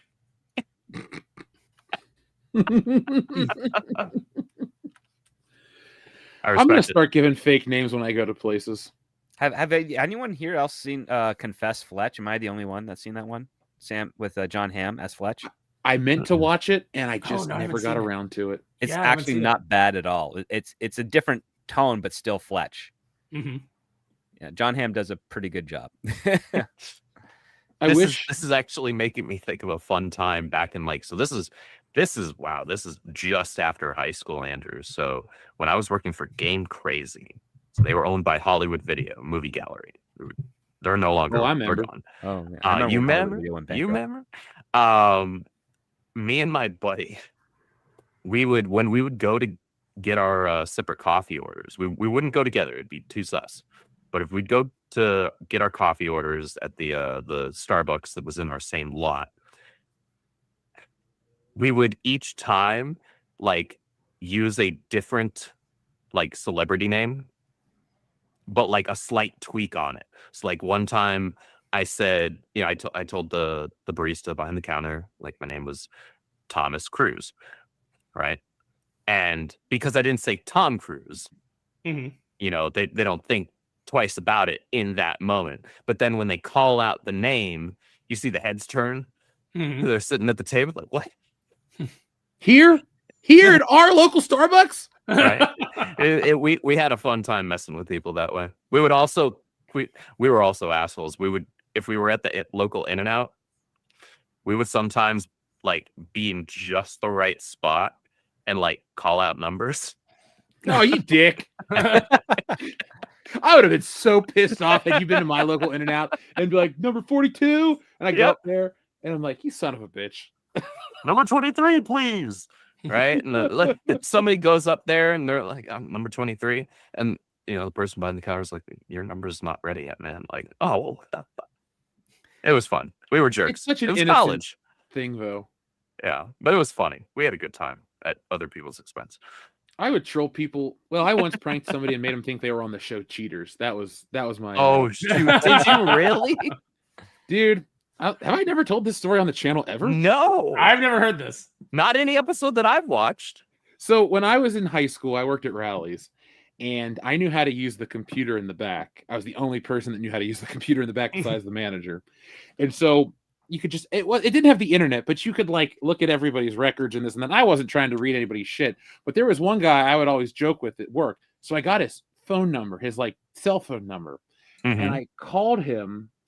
Or what I do is I would call him and leave voicemails, but then I would call the store when I wasn't working and say I was a producer looking for this guy. And like everybody in the store believed he was on the show Cheaters, including himself, to the point where they thought one of the local regular customers that would drive through in a van, they thought that was Cheaters spying on them. The guy got nervous and quit his job because I basically said, and here's the thing, I used what he told me against him. So he would come into work and be like, yeah, man, we went to the strip club. We were hanging out with this girl and that girl and blah, blah, blah. And when I would call and act like Cheaters, I'm like, were you at one Deja Vu strip club on this date doing this and that? And he like freaked out. He's like, oh my God, they're filming me. The dude was too stupid to realize I'm literally regurgitating this shit. I'm waiting to get caught. I'm waiting to get caught. I never got caught. That was 20 years ago. He's still looking over his shoulder. Cheaters is what? He gave this man a complex for the rest of his damn life. He looks over his shoulder every day. Any white van he sees driving by, that's got to be the Cheaters band. They're still Cheaters out. It's got to be the biggest episode ever because they've been following me for 2 decades. That's right. It's like it's like The Office, where that documentary crew was there for like 8 years. This guy's still being followed by a defunct show, and they're like, "No, we're coming back with this." Yeah, Johnny Greco came back. Absolutely. But yeah, that was I've done a lot of pranks, but that's one I'm very proud of. You should be proud of that one. That one's funny. That's freaking funny. That's good stuff. Let's get this piece of crap off the screen. Nobody wants to look at Ray's derpy face, but it is kind of funny. It looks like she's unfortunately those lasers aren't going through her, so I understand. She gets on her shoulder. I understand the Ray movie is going to start shooting any day now. Oh yeah. And I want a toilet made of solid gold. No, I saw an article today that said Ray is going to be in 4 more movies. Like she's going to be the connective tissue. No. The article was that she signed on for 4 movies that aren't Star Wars. So okay. So it's like she's not even going to have the schedule to start that anytime soon. And I'm like, I got news for you. That thing's not starting anytime soon. So no worries. No, the closest she'll ever have is a cameo in Starfighter. Yeah, that's too much. Yeah, that's more than I need. That's for like, sure.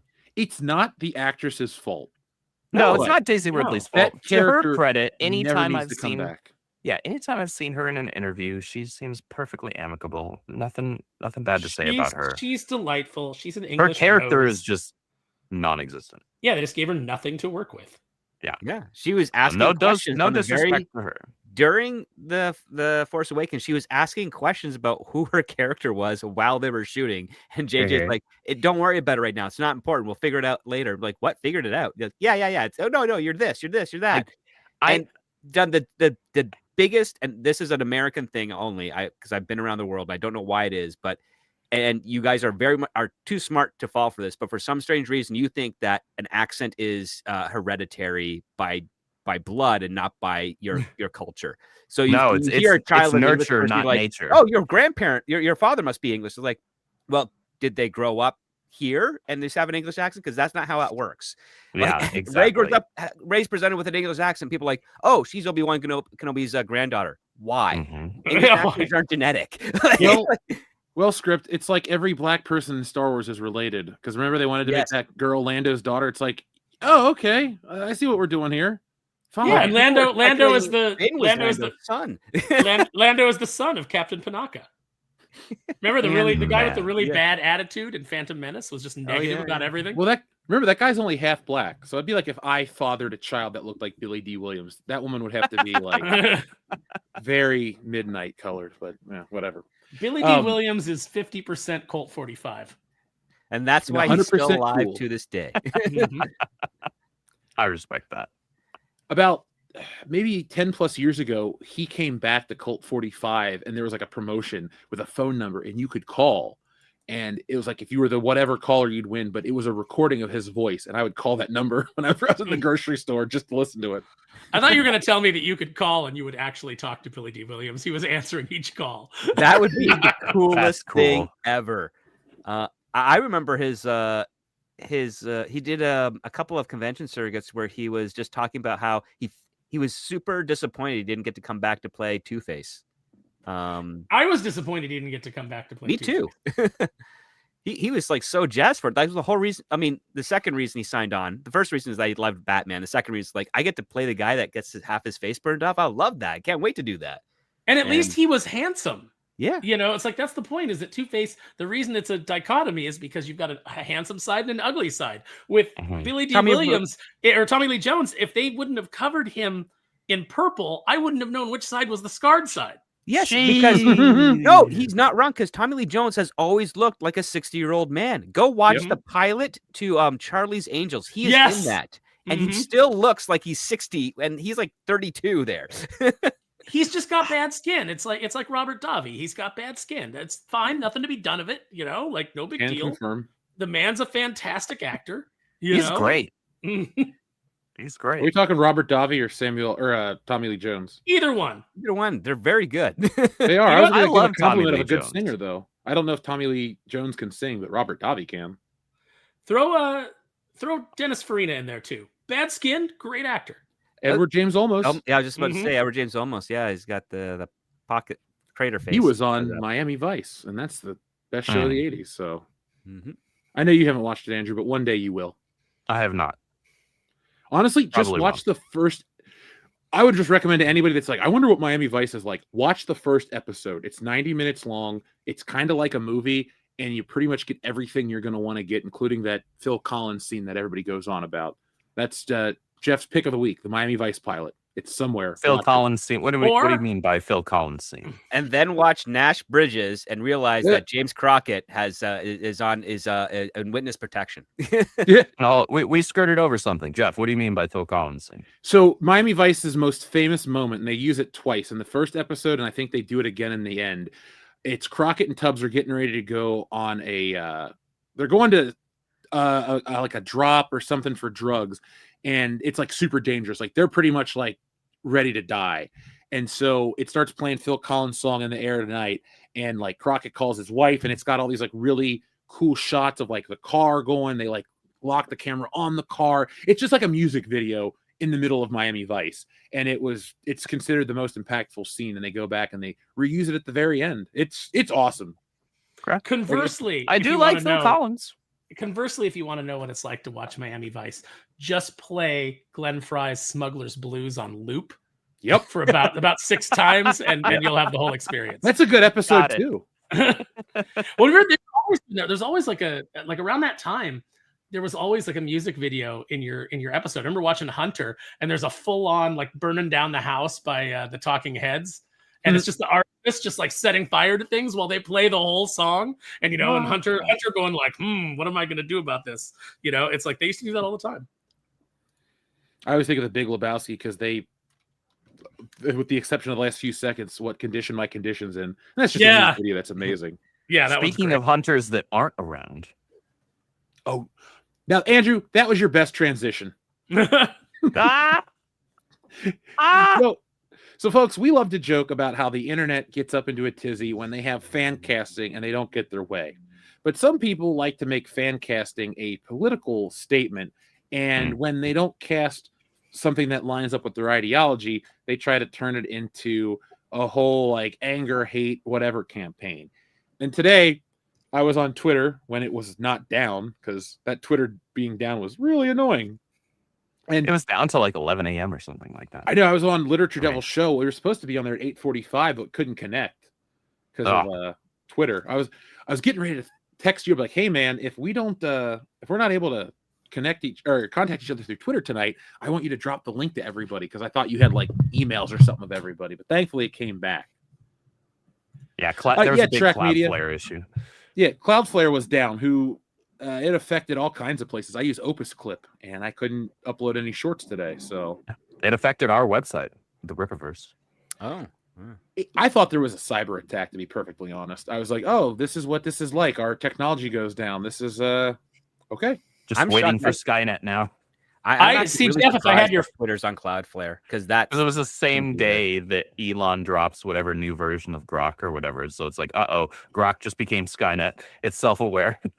Jeff, if I had Jeff's phone number, I was just going to text him. A communications disruption can only mean one thing. Well, I'll text you. I'll just put my number in the group chat, and that way we can all contact each other. Yeah. There we go. I'm actually terribly worried that if you ever feel like your internet is getting throttled, it's probably because AI is starting to spread and it's just taking up all the resources. I have thought that I hadn't thought about the AI spreading, causing the throttling, but I had felt like across the board, the internet and just technology as a whole has been kind of shit in the bed. Not to the point where I'm going to like drop, I'm not using the internet anymore. That's stupid. That, my work is on here. But I have just been so frustrated with it lately. So, Script, you might have a theory. Well, I mean, that was one of the reasons why I was late today, is like everything on the internet was just not connecting. Like it wouldn't connect my mic, wouldn't connect my digital camera, wouldn't even load StreamYards. I had to do I tried rebooting it, nothing. I just kept on clicking until it finally came through. And it's like, you don't get that where I am in Canada, because everybody's on like really high speed fiber optic and heavy servers and everything. And usually like don't have many internet issues unless there's a massive power outage. And it was just nuts.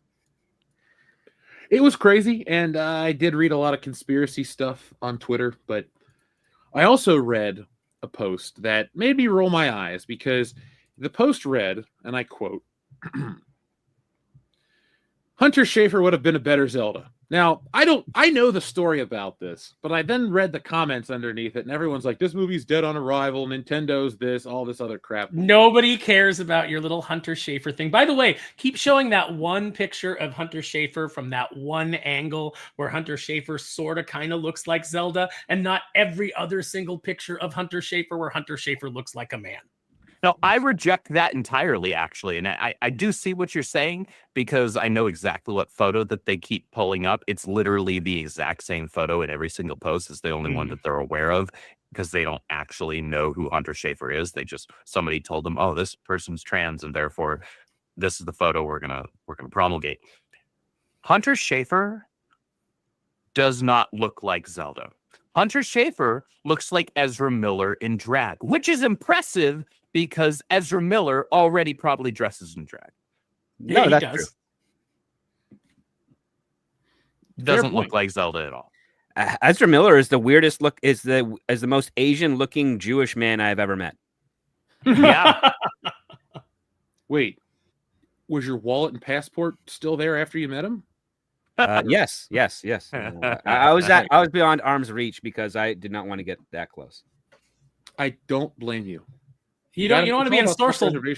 You want to be ensorcelled by the Mad Goose Wizard. That's right. What do you think it's going to take for what's his face, Ezra Miller, to make a comeback, or is it just never going to happen? It's I don't think it's going to happen. I think he would have to be forgotten. His comeback would essentially be working in very small, low budget independent films because his name can still get lines of credit at banks for production. Which is odd, but you have to be starting a cult. It's like, listen, we want to start a little cult. I think there's some very good names involved in this. Ezra Miller, Allison Mack. I was about to say. Did you see she was on what's his face's podcast today? Yeah, and I see people are like super mad about it, and I'm like, I don't necessarily understand why people are mad. Yeah, I know. She was a goon essentially, like a henchman for someone else, and then didn't realize it until it was too late. Yeah, I mean, shouldn't we have conversations about that thing, about those things? Isn't it interesting to get into, like how somebody gets pulled into this, how somebody gets convinced to do this? No, I think that you just need to be like, hey, you're bad, and we don't want to hear your point of view, and that's it. I mean, you can still be like, hey, you did some really terrible things, but like, there's things to be learned from, from this.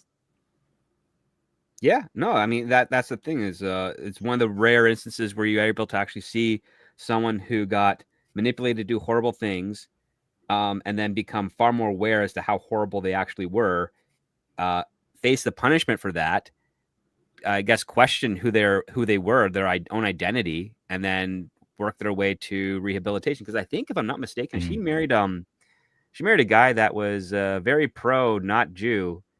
But I think he later learned that he was biologically Jewish. So you're saying he was anti-Semitic, and then found out he was Jewish? he was the biggest of the anti-Semitics in, I can't remember where, somewhere in the United States. Like so big that he probably could have grown that famous square mustache that nobody's allowed to wear anymore these days. And then Jonah Jameson's not that bad of a guy. And then he turned over a new leaf, and then I remember hearing a story, I think it was like earlier this year, that Allison Mack's husband, who used to be this, found out that he was Jewish. I don't see that's interesting to me, because I don't understand how you develop such a level of hate where you're like, I hate this entire group of people based on, I assume, their behavior. Although if you're just saying like, I hate them because of their genetics, that's kind of weird. And then you find out that you share those genetics, and all of a sudden you're like, well, I guess I was wrong about everything. Because it seems like if you hate them for their, if you hate them for their behavior, or at least what your perception of their behavior is, and then you find out that you are, that you share the genetics. Yeah, you share the genetics of that group. That shouldn't change how you feel about the behavior that you hated. Or your perception of it. It's just all very interesting. I think. Well, for my understanding is that he changed his behavior first, and then found out later that he was Jewish. Oh, okay. Then I guess that makes sense. So he had a realization beforehand, and then was like, "Boy, maybe I shouldn't be a anti-Semitic piece of crap." Yeah, maybe I shouldn't be a piece of shit. Maybe being a piece of shit is not the way to go. Yeah, and then like a year or two down the line, finds out that he happens to actually be, Jewish biologically, and he's like, oh well, good thing I turned over that leaf. A lot of immigrants at the turn of the 20th century that were Jewish, that came to the United States, abandoned their religion to keep to avoid anti-Semitism that was growing in from where they came from. They didn't want to actually accidentally bring it over here, and that's that happens. I mean, when you come to the United States, I kind of agree with the Garth Ennis approach, where he says, like, culture, history, what is that? Something that, you have to think is important because your parents told you it was important. Like it's basically like his commentary on Superman. It's Hitman kind of like breaking down what he thinks about Superman. And he's telling him he's the ultimate immigrant. And he says, because, you came here and you're like, yeah, I'm from Krypton or whatever, but all that's in the past. I'm an American now. What can I do to help? And so I think that, there is something to coming to America, and not necessarily abandoning your culture, abandoning your heritage, but saying like, things are different now. All the old hatreds and all the old prejudices and all the old stuff that, was so prevalent in, where I came from, I'm going to leave that behind and just bring the good stuff to the melting pot, and then melt, as opposed to try to just set up my own little fiefdom of the thing that I left. Oh yeah. Like, it's all about bringing the best part in there, like your stories, your music, your culture, your food. the values that you share with the country you're going to, and then the values that the country doesn't abide by because they're not values are to be abandoned. And Yeah, and then you can't claim a cultural appropriation because you came and you melted and it's now all part of the whole. And You brought it here. That's right. You brought it here, and now we all get to share in it. And if I want to celebrate Hanukkah, I can celebrate Hanukkah. And if I want to, I want to do this other thing, or I want to, bring these, I want to celebrate Day of the Dead or whatever it is, whatever culture. By the way, like Passover is more fun Part than of the Hanukkah. Yeah, There's more drinking. there's a lot more drinking. Yeah. The other, I also enjoy Maurice lamb. LaMarche, famous Canadian voice actor Maurice LaMarche made several posts like on X and Twitter and other things over the years saying like, you left there because there wasn't good, and you came here because here was good. So contribute to make here still good, and forget what made and abandon what made there bad. Like and he's basically just saying like, if you're an immigrant, that's your start over moment. Like just cast off all the stuff that made you want to leave, and the stuff that you miss home that is of value and that you think other people would really love and appreciate and want to share, bring it in here. And they will decide if it's good. You don't get many people, especially like, I guess Maurice LaMarche kind of mid-tier because people know his voice, but they don't know his name. Like he did The Brain for Pinky and the Brain, and does some like the best Columbo impressions I've ever heard. I had a weird moment with him at Emerald City Comic Con because we'd run into each other and we'd talked multiple times at other shows. And I guess just in that moment, we're both standing waiting for an elevator and we're looking at each other and we recognize each other, but we don't know from where. And so we just kind of like suspiciously kept looking at each other, like, and just like if we made eye contact, just kind of like, hey, Oh yeah, I've had that with one of the Smallville actors who later played Flash Gordon. What the heck is his name? Eric Johnson. Yeah, Eric Johnson. I keep running into Eric Johnson, and we always have that moment where like, I know you, and we don't know where because I never worked with him on Smallville. I never worked with him on Flash Gordon, but I have friends that work with him on Flash Gordon, and I always would bump into him between productions, and we'd be like, oh hi, and then that would be it. But it's almost like that scene in Hot Shots Part 2 where Martin Sheen and Charlie Sheen are crossing past each other and be like, I love you in Wall Street. Yeah.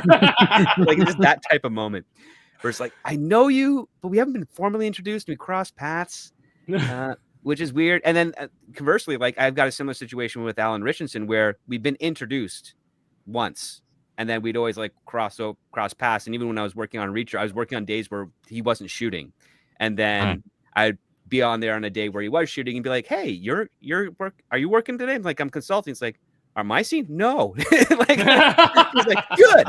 and that's it. And it's just, I'm always intimidated by him because every time I see him, I'm like, yeah, I got to go back to the gym. Just the dude's built like a brick house. Yeah, that's for sure. He should play Big Dumb Batman. I wanted to play Booster Gold because I think he'd have the most fun with it because I've seen him in that Valley Blue State comedy show, and he's really good. And plus, he also was on a couple episodes of Brooklyn Nine-Nine as like the young Hitchcock. he knows how to do comedy really well. And it's like, I'd want him to play Arthur Curry actually.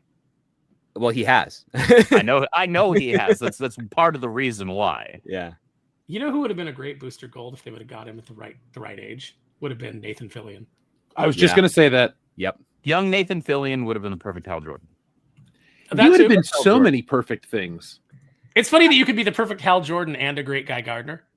Oh, I understood why everybody was like, no, he should be Hal Jordan. But it's like, I can't think of someone who could be a better Guy Gardner than Nathan Fillion. While still somehow being likable, even though you're the least likable Green Lantern ever. Yeah. Yep. No, you think he's less likable than Gnort?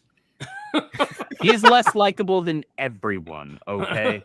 I hate Guy Gardner. I cannot stand him. It's the haircut. Just say it. It's not just that he hasn't had that haircut. He hasn't had that haircut in a long time. Yeah, his design is actually, once you get rid of the stupid bowl cut, his design is great. Like I love the jacket, it's super unique. And there are cool things about him, but I don't like his character. I really don't like his character. But credit to Nathan Fillion, he did a great job playing him. Yeah, I would watch a Justice Gang movie. Yeah. Yeah, I'd watch a Justice Justice Gang Gang. episode on HBO Max. How about that? I'm Yeah, there looking. you go. Guy I'd like- Gardner's in the Lantern series, and apparently he drops the F-bomb more than any show has ever dropped the F-bomb before. Why do we It's Guy need Gardner. And I'm but, like- we don't need that. I'm like, that seems like James Gunnery's to me for Well, no the thing is, reason I whatsoever. need to Get away figure- with it. I need to know how clever it's going to be done, because you can't just say we're dropping it the most ever. Like, and if it's Nathan Fillion doing it, I mean, this is the guy who, when he was working on Firefly, when he was working on Buffy, when he was working on The Rookie, would always have ideas to make something better, and they always end up paying off. Yeah. And it's like he's not going to do something that he doesn't think works unless he can figure out the best way to do it. And if he's dropping all these F-bombs, I want to see the clever ways he has acted for it, because that's going to make it actually important, as opposed to just abusing the fact that you're on HBO. Well, it's like Steve Martin in Planes, Trains, and Automobiles. Where he has that Yeah. whole scene where he's like, "I don't effing care for the way your effing company left me in the middle of effing nowhere with effing keys to an effing car that wasn't effing there." Like, it just builds and builds and builds until you get to the punchline of her going, "Oh dear," him like, "What?" And she goes, "You're effed." Like I threw the Yeah. receipt away. mhm. Yeah. That is a great scene. Oh, it's a great movie. Have you guys Everybody- ever Time John for it, Candy too. thing yet? Oh gosh, I've seen parts of it. I can't get through it because it's so heartbreaking.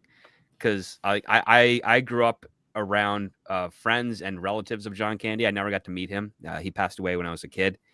But all throughout the entire 90s, and as I was getting into the industry, all I would get is like stories like, "Oh, John used to do this, and these were the fun things that he would do." And he knew this one kid in his neighborhood that kept on getting teased, so he decided to take that kid's name and make a really endearing character with him on the stage at Second City, and just to help that kid out and give him some confidence. And you're like, man, he was such a good guy who cared so much about other people, but he just had, some other issues too that just led to, his sad premature passing too. I got to prepare to watch that. Just like the Christopher Reeve one that came out last year. Yeah. I was like, I don't know if I'm going to be able to watch this one. There's a brilliant sketch that John Candy did on a short-lived sketch comedy show where he is a food repairman. So I'm sorry, what? Unless we're talking removing the pineapple off of the pizza, I don't understand how you're repairing food. Oh, see, you're gonna get into it with neurotic now. I don't give a damn. Pineapple does belong on pizza. It's so good. Thank you, it Jeff. really Thank is, you. Yes. You Pineapple, are all Throw in a wrong, little and bit of that's barbecue okay. sauce, maybe some What? diced chicken and mushrooms. Andrew, jalapenos. come on. Yeah, the jalapenos with the pineapple, the sweet and the heat. Yeah, That's a man. winning combo, my friend. It is. You just got to try it. No, for instance, like the food. I don't want to spoil too much of it, but let's just say a part of a birthday cake is damaged, and he gives an estimate of how he'll fix it. Yeah, It's a brilliant concept, especially when he's like how many days it takes him to do it. Ridiculous. He and Phil Hartman are probably the two deaths that affected me the most when I found out about them. Yeah. Same, and Chris Farley. I was bummed out when he died, but And used to Chris joke- Farley was hilarious. I would always joke though, if I could bring back any dead celebrity, it would be Chris Farley. But the older I got and the more I learned about the way he lived, I think it would have been Phil Hartman, because I mean, it wasn't a vice that took Phil Hartman away. Well, Luckily, I don't it have was this his wife's power of that vice. judgment, but- Yeah, it was his wife's vice. That's the thing. Like, it's, Yeah, he was a victim of that. And you hear all these great stories about all these dudes. You don't have to like the person to like the art, and not everybody that's an artist has to be this perfect whatever. But it's nice. The ones that people I think stick with forever are the ones that were actually genuinely good, like a John Mhm. Candy or a Phil Hartman. You just Mhm. hear these stories and you're like, it's a tragedy what happened to them, but look at all they brought and look at all the happiness. And then you hear about how like John Candy would look after Macaulay Culkin. He would ask him, is he okay on Uncle Buck and stuff? Because apparently his dad was a shit. yes. Like, you just hear all these things and you're just like, yep, this dude was caring about everybody. And, those kind of people are rare. It's an unfair world when we lose John Candy, but we still have Steven Seagal. Yeah.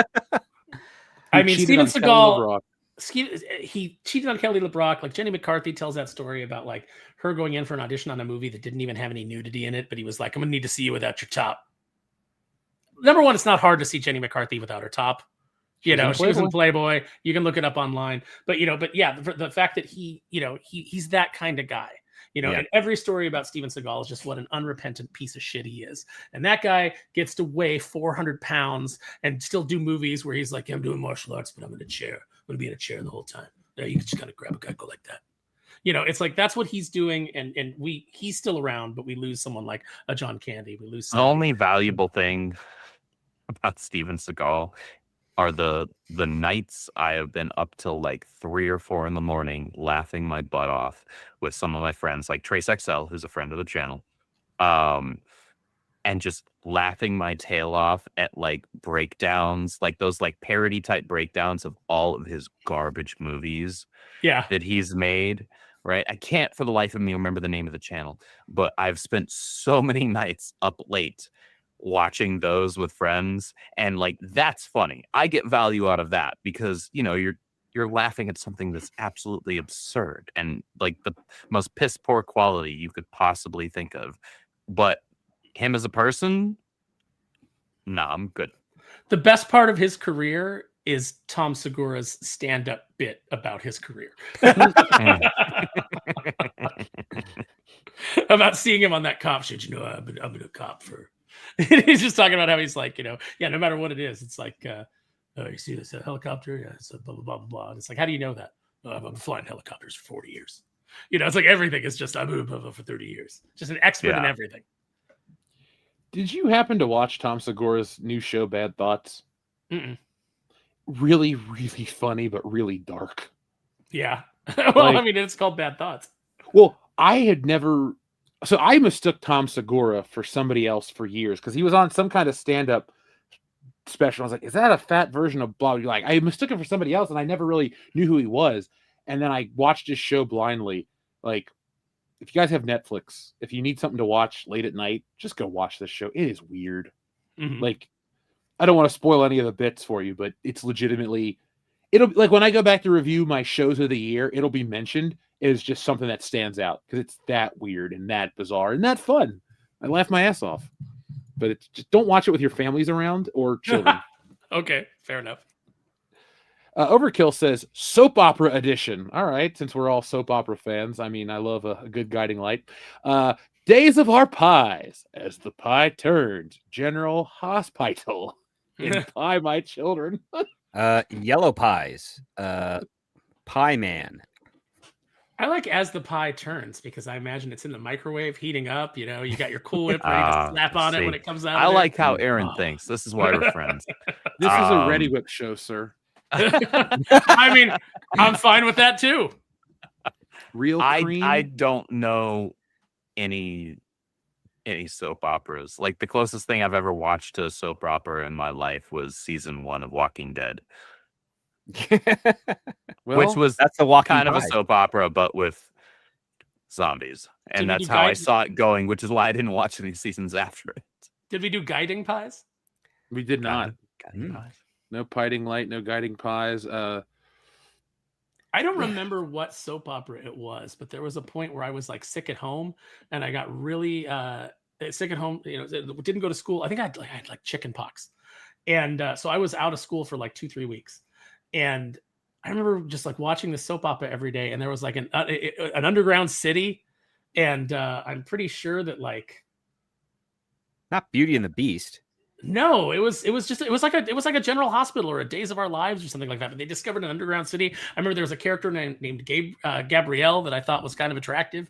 But like they had a whole underground city, and then it reminded me of this. I did used to watch a nighttime soap opera when I was a kid called Falcon Crest. I was super excited to. Yeah, I was super excited to stay up for Falcon Crest. Like, it's like I'd watch Dallas because I'm like, oh, this JR guy, he's evil. And I was kind of into that. But then I would watch Falcon Crest, and I was excited about it because there was like martial arts, and then Belloc, the actor that played Belloc, showed up for a season as the villain that was head of a cartel, and it had Richard, the guy that was the newspaper guy, played Barnaby Collins on on reruns of Dark Shadows that I'd got to see. So that's like why I was all super into that show. It's just because some of the actors that were on it. and it was a little more exciting, a little more action packed than Aaron, I most. got your answer. What is it? You're likely thinking of Eternia, the storyline from the 1980 soap opera One Life to Live, which featured a character named Gabrielle and others trapped in an underground city. There's a separate character named Gabrielle, who's the protagonist of Beauty and the Beast. But I'm thinking it's going to be the One Life to Live. It's One Life to Live. That is exactly right. One Thank you. One Eye to Live. There you go. Right on. Now I'm gonna go look that up, and I'm probably gonna try to find it on YouTube, and then be like, why did I like this? If you find a video, send it to the chat because we'll. Remember the other week I said let's find a way to come up with the worst stream ever. Let's do. We did agree on that last week. Live commentary of One Life to Live. I do have an idea for the worst stream ever, but it would end up being the best stream ever because before I came on tonight, I was watching Double Down by Neil Breen. Oh, all you have Neil to Breen. say is Neil Breen, and it's immediately the worst thing ever. Mm-hmm. You know, I bet with a series of. Is he still alive? yes. Yes. I was gonna say with a series of emails, I'm sure we could get him on. Like I would love to get him on and just like not insult him, not be me, but just ask him like, what's your process? I'd love to have script, just like go in with all of Script's knowledge, just go in and like really dissect the process of Neil Breen. I've seen 4 of his movies. I would love to know how he gets from point A to point B. Well, and And what I'm does being he generous by calling it point B because it is another letter that's not in our alphabet. What does he think when characters are just saying things randomly, like not to each other, but just like sitting around a table going like programmable virtual reality? And then someone else will be like, we are on the verge of mind hacking. And then another person will be like, Homeland Security is ready. And you're like, what is happening? What is this? He thinks that's a conversation. That's why. I I mean, it's like he's listened to some Michael Bay movies without watching them. That's the best I can come up with at some point. And He's like the always like- non-horror version of like Bowie Bowl. It's the same quality.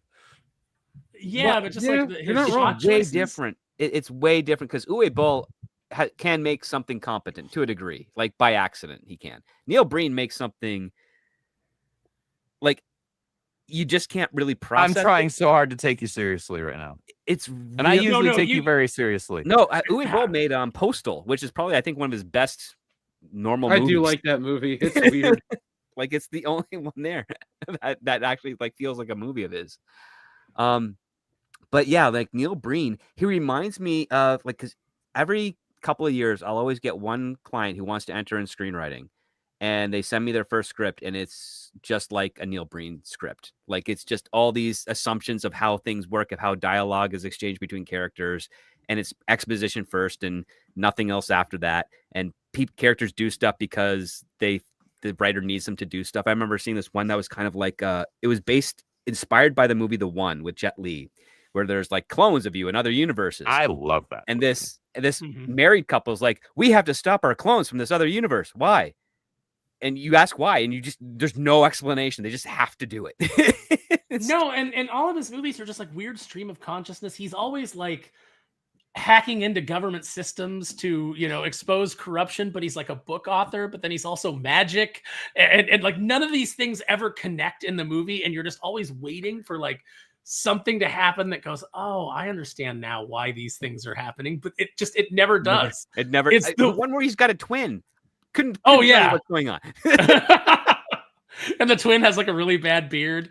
Like his composited shots are awful. He doesn't line things up. Like he'll use backgrounds, but he doesn't like do things at the angle of the background. Like it's just, and he should have accidentally gotten better by now. Like, but he's still just His as production bad. quality looks like early YouTube. Yeah. Yes, but like he also grabs ideas that like, for instance, him with the brother and the goatee. I think he watched Star Trek: The Alternative Factor episode and thought, I want to do that Mhm. for 90 minutes. Or no, it was like 100 minutes. And there's always actresses in it that are not hot, but they're still too hot to be interested in him. yes.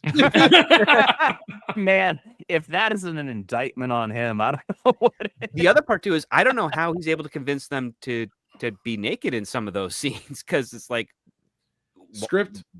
I know you've worked on like real movies, but I have a friend who works on not real movies, and women will just if you're saying you're in a movie, they'll do it. Like, not Nick has a friend that makes shit movies, but every woman will be in the movie nude just because they want to be in a movie.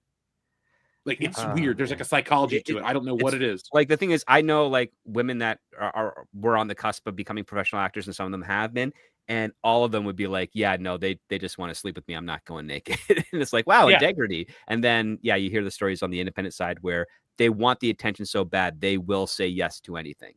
I've heard that actually in a lot of cases, the indie scene can be even it's way more worse perverse. It's because far more perverse. it's people like Preying on they're putting on predators. airs, right? So they're pretending like, oh, this movie's going to be a big deal and you're going to be a big deal, right? And and like getting people who are like so unfortunately vulnerable and naive and willing to just go along with it. That's Years and years pretty ago- messed up. That's years and years predatory is ago- what that is. Yeah, I mean, years and years ago, there was this really fat toy dealer. He was like 350, 400 bills. And he would brag in the toy groups about how he'd pretend to be a porn producer and get these girls to audition with him. And Wow. yeah, it's like there's just the That's desire for evil. any kind of fame. That's why, like, the Me Too thing, like when it came out, I was like, okay, I mean, I understand there's a lot of predatory behavior.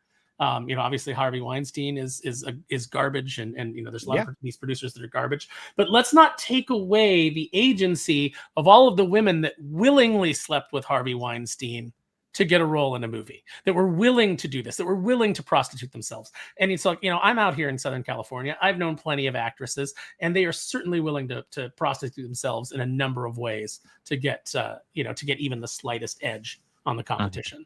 So, let's not pretend it's a one-sided problem.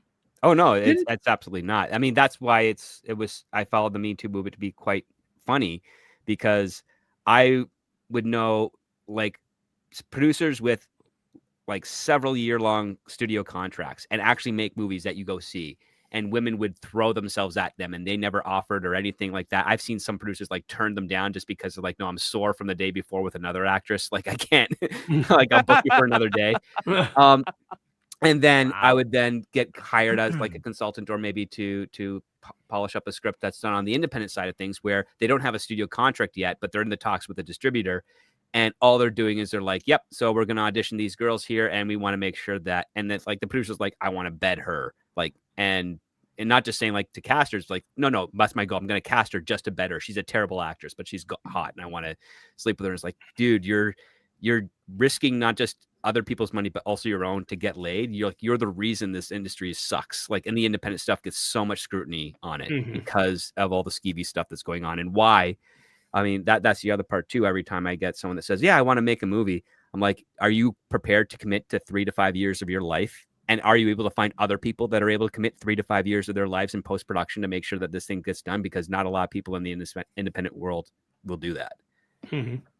And they are like, yeah, for sure. I'm like, okay, great. I get my money, I do my part, and then I'm done, because I don't have to be, as a writer, I don't have to be there for the whole thing. And then what happens later? It's like, oh yeah, we ran out of money, and our editor left, and our Foley operators decided to work on another project, and yeah, it's just going to sit on the shelf for the rest of time. And you're like, yeah, that's what happens, man.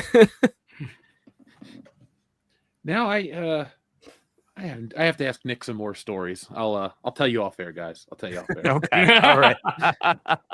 I'll take your word for it. So,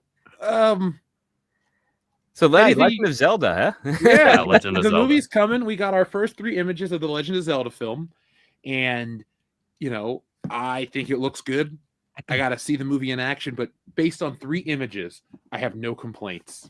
The 3 stills look good.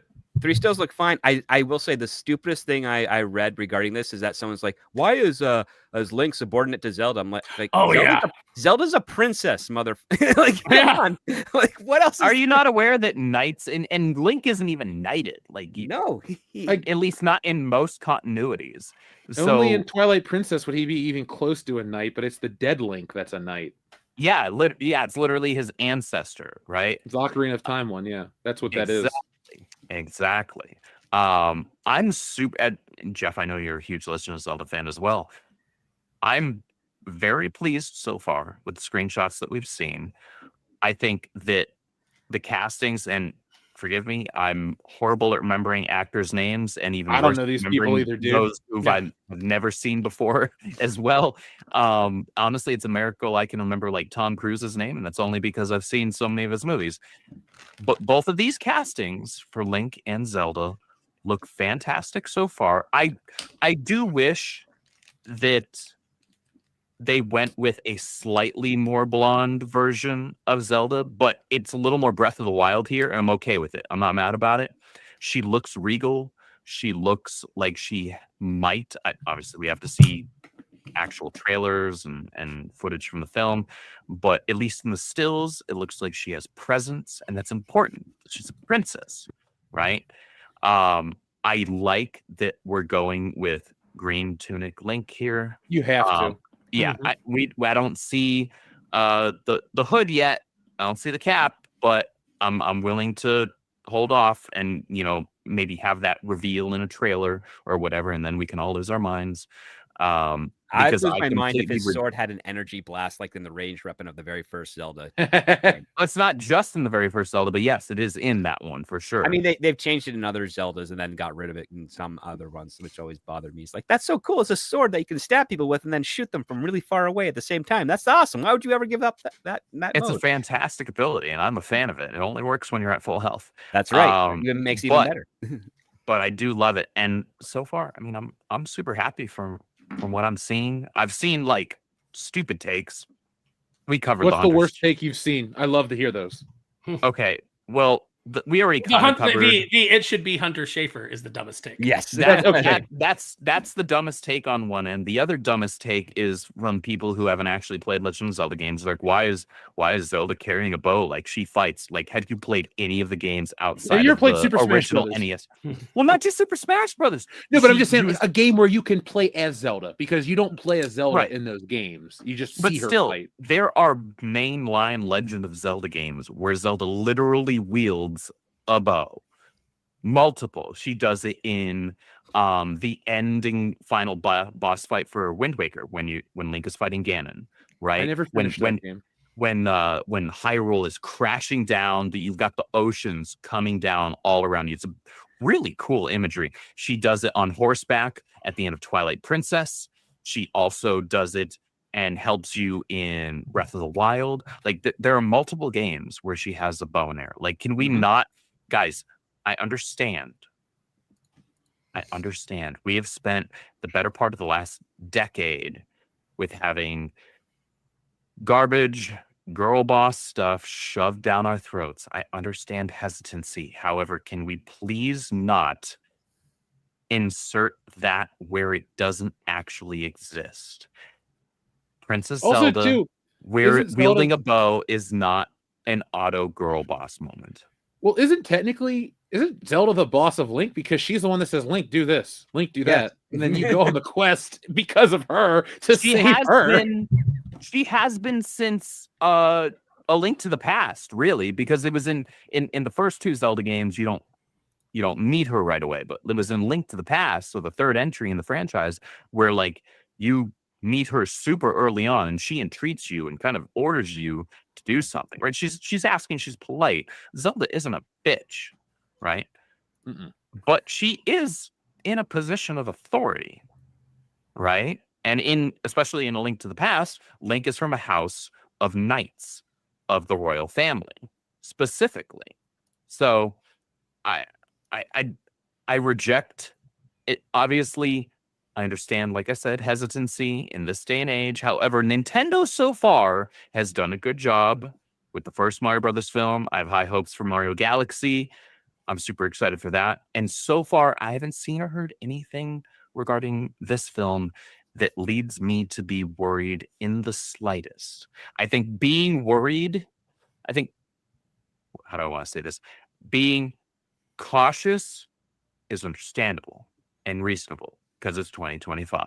However, I think being genuinely worried is a bit too performative and unnecessary because we haven't seen anything that gives us reason to do that. Well, on top of that, it's also 2025. And remember, the good movies that we're seeing now that have come out over the last couple of years, where those decisions were made 3 years prior.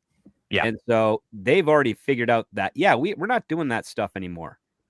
So now 'Cause it we have doesn't something that's work. built in current days, where when it comes out next year or the year after, it's going to reflect, a little bit of like that mentality of that time it was filmed, but it's already a way better situation now than it was 4 or 5 years ago. Yeah. What's the over under on us getting the it's dangerous to go alone? Take this. It'll be in the movie for sure. So here's It's gotta be, right? I'm trying to not be a hypocrite with this because I saw a tweet from like it's not an account that I follow. I forget the name of them, but it was some account that had like millions of followers, and they said, "Please let this have the 'excuse me, princess' line from that garbage, abhorrent animated series from back in the day." Yeah, let's And not. I said, "I'm sorry." I quote retweeted it. And I was like, I'd rather the movie take itself seriously enough to not reference an absolutely horrendous adaptation. Can we please not do that? However, the "it's dangerous to go alone" line, if utilized well, I think that has its place. I'd rather, as opposed to the "excuse me, princess," I would be less irritated if someone in the Link movie or in the Zelda movie said, "I'm the Juggernaut, bitch." I would be less irritated with that reference than I would the "excuse me, princess."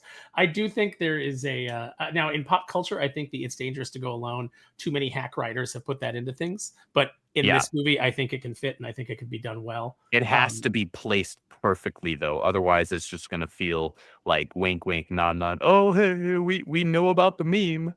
We know about the thing from the first game. Like, I don't want it to come across that way. If you put it in tastefully, I will be here for it. And I will be like, thank you. You referenced the very first game I ever played. I've never used it in a script, but I've used it a lot in life. But it's always when I'm handing a friend something like a kitten. It's dangerous to go alone. Take this. I only have one hesitation, and it's not big. I just don't want to watch a movie with the two of them the whole time. Like, I know that in the last one, Zelda plays a bigger part in the gameplay, and that's fine. I don't want every game to be the same. But like for a Zelda movie, I kind of want to see Link on his own going through dungeons and it kind of being dark and a little bit scary. I feel like if he's always got somebody to play off of, it kind of takes that away. Plus, that's really not the Zelda experience. Like, I don't want them to be too literal with, well, Zelda's in the title, we have to make her a main character. Like, she should be the second. I'd say she should be the third most important character after Link and Ganon. A lot of producers are like, "Oh, Legend of Zelda shows she's the main character." It's like, no, you're not getting what it is. When I was growing up, I had to keep explaining to kids at school that Link's name was not Zelda. Yeah. I think so. I do understand where you're coming from, Jeff. And I think if I had the choice, I would rather it be like a minimal early on interaction, or maybe at some point in Act 2 where we see the two of them together for a decent amount of time. I would prefer it to be primarily Link as the focus. However, I think cards as dealt, I think what they're probably going to end up doing is going to be going for a bit more of a almost Lord of the Rings Fellowship feel. That's just my guess. I actually hope I'm wrong, because I would rather, like you, prefer the focus to primarily be on Link for the bulk of the film. But as long as they write Zelda well, and they still have the same kind of beats and character beats as the games, when the games have something resembling a decent story, not all of them do. Fair point. I think that they could pull it off very well. Again, I'm trying to base this off of looking at it with the I'm trying to look at it through the lens of what we've actually seen out of Nintendo in the last few years when it comes to movie adaptations of their material. I'm trying to not look at it through the lens of information we don't have. So I could look at it through the lens of, oh, Nintendo's absolutely going to go woke with this, and Zelda's going to be a girl boss, and blah, blah, blah, blah, blah. Well, I don't have reason to believe that because they haven't done that so far. They didn't do that with the Mario movie. They had Peach kicking butt in a few scenes, but the movie was a story about the brothers. And the brothers had the ultimate like finale takedown of Bowser. And it was an amazing scene. And I wanted to stand up in my seat in the theater when they got the Power Stars, you know, and then kicked his ass. And I was like, this is everything right now. So far, the only logical lens to look at this through is with that of they're going to respect the fans of this property. I could be proven wrong. I'm willing to be proven wrong. I hope I'm not proven wrong. Well, this movie's been in the works for over 25 years. Like that's anyway, people have been asking for a live action Legend of Zelda for quite a long time, right? And so if we're not going to count Legend, you know, then this is what we've got. And so dude, in the 90s, I wrote a letter to Nintendo Power telling them I wanted a Zelda movie. So it's been a while. They've been trying to make it, and there's a lot of people that have gotten pretty close, and then everything just kind of falls apart. And so I'm hoping that this one, pays off. I love any story where you're in and you're pitching to a Japanese company, and all of the Japanese members stand up, bow, and then leave, and you have no idea what that means. Oh yeah, I've had a couple of those. I actually think one of them I did literally go into the wrong office. Oh wow. Jeff, I know you're a big Legend of Zelda fan like I am. My thoughts are that I think they're gonna try and blend a lot of the atmosphere and characterization from the Breath of the Wild and Tears of the Kingdom entries into this film, because that's what's been like the most culturally relevant lately, even though they're the least Legend of Zelda games that I've played in recent years because they're just big empty open worlds. There are good that's a little disingenuous. There are good stories in there if you're just focusing on like the story missions. I agree. What do you think they're gonna lean into? What do you want, Andrew? You want a top-down film where we're just watching, like we're I just filmed by a drone? I want that's an Ang Lee version of Legend of Zelda. That's what that is. I want a prettier, like slightly larger, like Twilight Princess tone Legend of Zelda. Yeah, okay. See, I want very European, like. I just basically want them to do like Lord of the Rings, but with a Zelda paint of coat. Yes, I said that the right way. No, but realistically, I would like, if I was making this movie, it would be, I'd probably do either the original story, or Ocarina of Time. I don't think I would do Link to the Past. I know everyone's like, oh, really? Link to the Past is the best one. I don't think Link to the Past is the best one. I think the Ocarina of Time would make a better movie series because you could do. Well, you could have young Link and 17-year-old Link in that one. And it can end, and you can end the second one on a dark cliffhanger, and then you can go in and close it out with this epic finale. Because the thing I don't want them to do is this version of Zelda. The first thing I said when I saw this posted, besides, oh, this looks fine, is I guess traditional Zelda's dead forever. Because when this becomes the norm and everybody thinks that this is what Zelda is, Nintendo will never ever make another dungeon-based classic Zelda, and I think the success of Tears of the Kingdom kind of solidified that already. If this doesn't put the final nail in the coffin, anyway, right? Because like I'm one of those. I'm like you. I like dungeon-based Legend of Zelda, and while I don't mind a larger world, if you're just going to give me a couple of like really weak puzzle-filled pseudo dungeons, and then like, oh, here's 150 like mini dungeons. Like that's, I don't know. I don't look at that and see Legend of Zelda. I like my big sprawling dungeons that take me a couple hours to get through if they're done well, and are fun and have a lot of places to explore. I want better boss battles too. Yeah. And better boss battles for sure. For the love of God, stop with the weapons breaking. Nintendo, that was the dumbest thing you added. Weapon degradation was awful.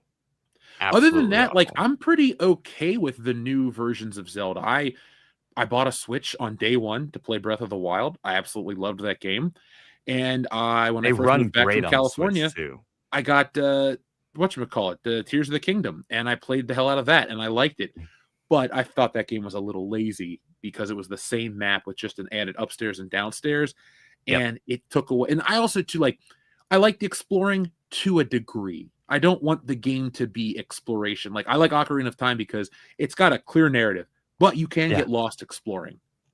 You can, or at least we were able to when we were, 9 and 10 years old. Dude, I would load that game up and I would just call my horse and I'd ride around the field. And then I would go up to the mountains and do this. And that was, to me, I would like, ride around on Epona. Yeah. That's how I play Red Dead 2. I've never completed the story because I just ride off into the hills and I just do cowboy stuff for hours. Are you going to get the remaster that's coming out? I might. It would give me an excuse to play through it again. See, I'm thinking about it because my PS4 is not what it used to be. And also, too, I guess I have lost my patience because that thing takes forever to load. And so I already own Red Dead on the PS4, but I'd rather play it on the Xbox where it'll load faster and look nicer. But I just don't want to reward Rockstar. Oh, that's right, because you have a Series X, right? Yeah. Yeah. They just the newest system I have is the Switch 2, which isn't as powerful as the Series X or the PS5 for that matter. It's coming out on the Switch 2, though, Andrew. Oh, is it? Okay. Yeah. I will say the Breath of the Wild and Tears of the Kingdom run and look very, very good on the Switch 2. It kind of, honestly, it's one of those cases of like, oh, well, this is probably how this game should have looked and run when it was launched initially, right? So typical Nintendo marching to the beat of their own drum, and the beat of their own drum is a full song behind. That's just kind of what they do. Well, like you said, they did a good job with Mario. But I don't know. We'll see with Zelda. It's too early to call anything. But I am looking forward to the meta narrative around the film because that's always going to be the best. I want to see who they get to play Ganon. Or He'll be black. Ganondorf specifically. I don't know. I've seen a couple of women that look just like Ganon. They should get them. I agree. The chick that is in Wicked that plays was it Alphaba? Cynthia Erivo? No, she doesn't look mean enough. She's too small. Oh, she'd need to eat a few sandwiches, but she's got the nose. But then again, I guess so do I. We just need to like once Wicked is over, she just needs to be forgotten to the dustbin of history. If she needs to be forgotten, then can somebody? I'm pleading with the internet, with Hollywood, with the woman herself, Ariana. Please eat something and stop taking whatever they're giving you, because you were already very, very slim, and now you look like you're skin and bones, and it's scary. And don't have any more plastic surgery. You already look like a Who from Whoville. Now, granted, you're a very cute Who from Whoville, but you still look like a Who from Whoville. And have you seen the interview where she's talking about I was like, is this real or is this AI? Where she's talking about how she went to the Brighter Days clinic and they had the memory erase. She had the memory erasure done last year. Yeah, is that real? That's real. I haven't seen that. I don't know if they really did erase her memory or just give her a bunch of drugs and she blacked out. But yeah. Wait, that's a thing you can do is have your memories erased? Well, there's electroshock therapy, which can damage your brain and give you gaps in your memory. I know that. That's what Harvey Weinstein would do to actresses over the years. Oh yeah, I believe that. They couldn't talk. Holy crap. That's scary, man. Yeah, but I think that's from the interview from the first Wicked Part 1 that she did that. She just was rambling, and then people ushered her away because I don't think she was supposed to be talking about that.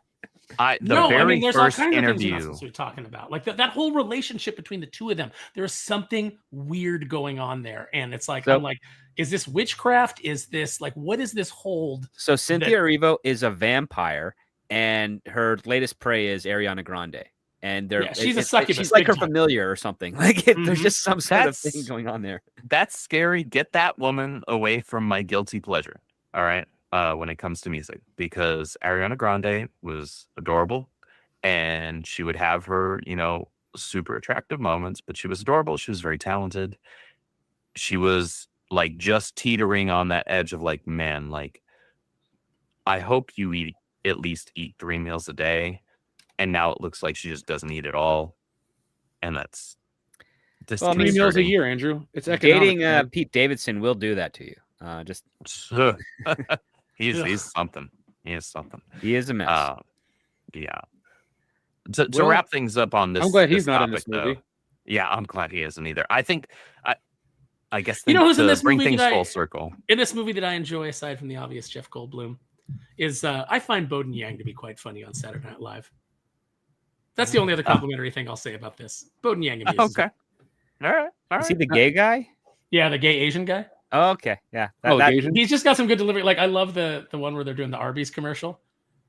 Where he like says to the girl, there's like, well, I don't know what would sound reasonable, because they're like, this is too much sandwich for a low price. What is this meat? What is this meat?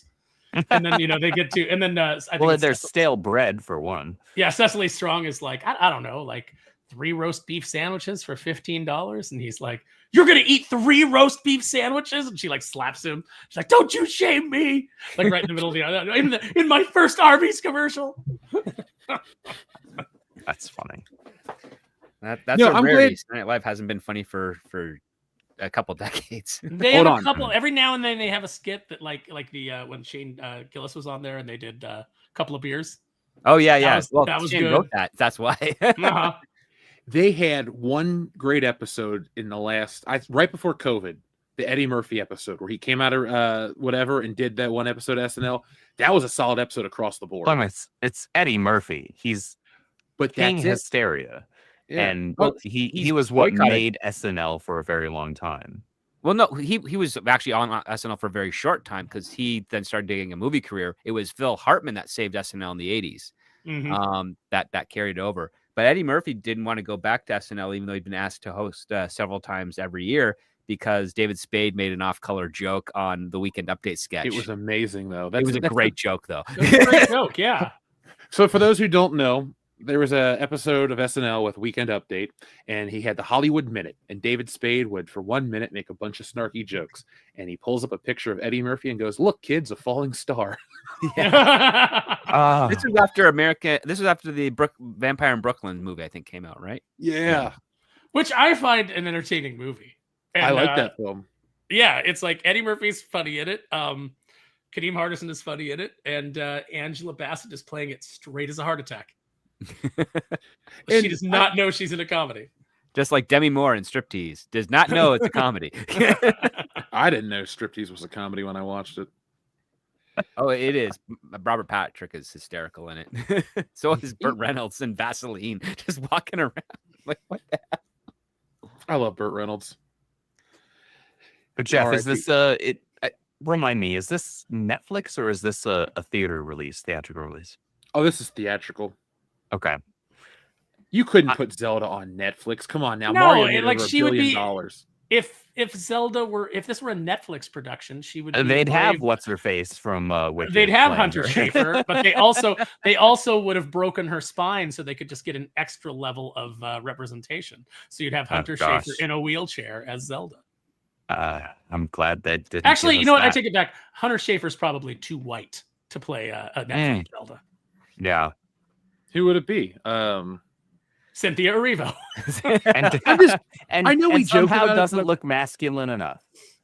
I'm just glad you guys are tired of that lady too. I hate when Hollywood gets this bug about somebody. It doesn't matter what they look like or what they're singing. It's just like, I don't know. Maybe I'm just jaded because it's like when everyone was obsessed with that shit Hamilton. I'm like, I don't give a crap about this. Thank I'm you. tired of Here's- hearing about it. Thank you. Here's the thing. I tried to listen to that, and I hated it. Like the performance, as somebody who does enjoy musical theater and who participates in musical I'm theater, sorry. you're not telling me any jokes that I haven't heard before. You're gonna have to try Unfiltered harder. Aaron's my favorite Aaron. Unfiltered Aaron's fantastic. I love him. Can you just in keep the filter off completely forever, platonic Aaron? And heterosexual just, like, way, always- by the way. Always be on Vicodin, like whenever I come on the show. Okay, I won't take it that far because I do care about your health. But I mean, it's a That's once fair. a week Vicodin a habit. If it's an eighth of no. a pill, you're okay. Maybe a little bit. Her performance in that first Wicked was good. It wasn't the most amazing thing I've ever seen. She did a good job. It wasn't like she gave a bad performance. However, it's her outside of the film and everything that she does and the way that she acts in interviews. That's what's creepy. And that's what like is a complete turnoff. And I'm just It's kind her of look from the skeletal shaved head to the You nose look like to a the demon, septum okay? piercing, yeah, to the like the the demon nails, like everything about her is it's like designed to be off-putting. Yeah. Like you gave a good performance in the film, and if it had just been that and left at that, cool. All right, fine. You gave a good performance in your film. But you're incredibly creepy and disturbing outside of it. And we never it's get hard to to see see her past. properly walk like in person. Like they always cut to her standing or sitting because I think when she walks, she just glides across the floor like Gary Oldman's Dracula in Bram Stoker's film. Like, Oh, I there's think just she's stop motions like Dr. Vaniket in House on Haunted Hill, where she just Oh yeah, that could be it too. Maybe. So does Wicked make $1 billion part 2? Probably. What did the first one make? I'll look it up. Got I pretty can't close. It was honestly huge. remember. 860,000. Okay, I know it did a lot. I know it did well. No, but that's I what I'm guess the guessing. question- That's what I'm guessing for 2 is 860. Oh, I Yeah. see it. The first one did 758 million worldwide. Okay, then I don't think yeah, the I'll sequel probably hit that. beats that then. So it'll probably be somewhere within a margin of error of that one. I just feel really bad for Dion because his wife is into Wicked and he's not. Oh, so he's stuck going regardless. Chat Yeah. F's in the chat for Dion, man. F's Yeah. in the chat Pour for one out. Dion. Like, look, as a musical, Wicked is an impressive piece of art. Regardless of how you feel about like the storytelling and what it does and tweaks with the characters from The Wizard of Oz, that's entirely fair. It's Wizard of Oz fan fiction, but it is. And that's actually a really good way to put it. Visually interesting. But it's visually interesting. There's some genuinely good for people that can actually sing the parts. There are some genuinely good and impressive musical numbers for that. Like, again, if you have the taste Ariana for can sing. musicals. Ariana can sing. There is no doubt about it. Mhm. Yeah, no, absolutely. But I'm already over this. I probably won't even watch or consider watching the sequel on the high seas, just because like now that I've seen all of the post first movie like interviews and stuff with demon vampire chick. Is she the K-pop demon hunter we talk about all the time? No, because she's what K-pop they Demon should be Hunters is hunting. wonderful. Yeah. That movie is amazing. I love it. That's like top 3 animated, like CGI animated movies of all time for me. Really? Yeah, K-pop Demon Hunters, Jeff, it's one of those things where it's like Wes convinced me to watch it. I never would have watched it on my own because it's just one of those things that I look at and I go, this is not for me. Mhm. But Exactly Wes what I was thought. like, Wes was like, you got to check it out, and we'll talk about it on the show. So he made it an assignment, and I watched it, and I was like, I actually am having a good time with this. There's a good story in there, Mhm. right? There's And a the good songs- story in there. the And just songs are great, catchy. songs. Yeah. Mhm. Good animation, I liked it. It So I'm doesn't. doing It doesn't myself do a any of the disservice? like stupid like modern tropes that we're like at this point conditioned to like reel at. It's just a fun movie. I still can't bring myself to put it above the first How to Train Your Dragon. That's my favorite CGI animated film. I Agreed. adore that movie. Right below that is the first Toy Story, and then below that is K-pop Toy Story Demon 2. Hunters. I love Toy Story 2, but the first movie is perfect for me. If you just left it at the first movie, you would not have to do anything else. The movie I wish they just left it at the second movie. Yeah, because I prefer. Didn't they just Buzz show a Lightyear. trailer or a teaser for another one? or Yeah, something Yeah, like for that? 5. Yeah. What? And by What the are we way, doing here? here's the funny part about that. Like Woody is back in the room for some reason, so I'm sure that we'll get a little brief explanation of how that happened. Is it like Andy's child's room now? No, He it's gave those still toys away. Bonnie. Forky's there, so it's still Bonnie. It's still the worst character in Toy Story history. Bonnie is horrible. Yeah. So, but like it's Jessie about- was cooler. I'm sorry.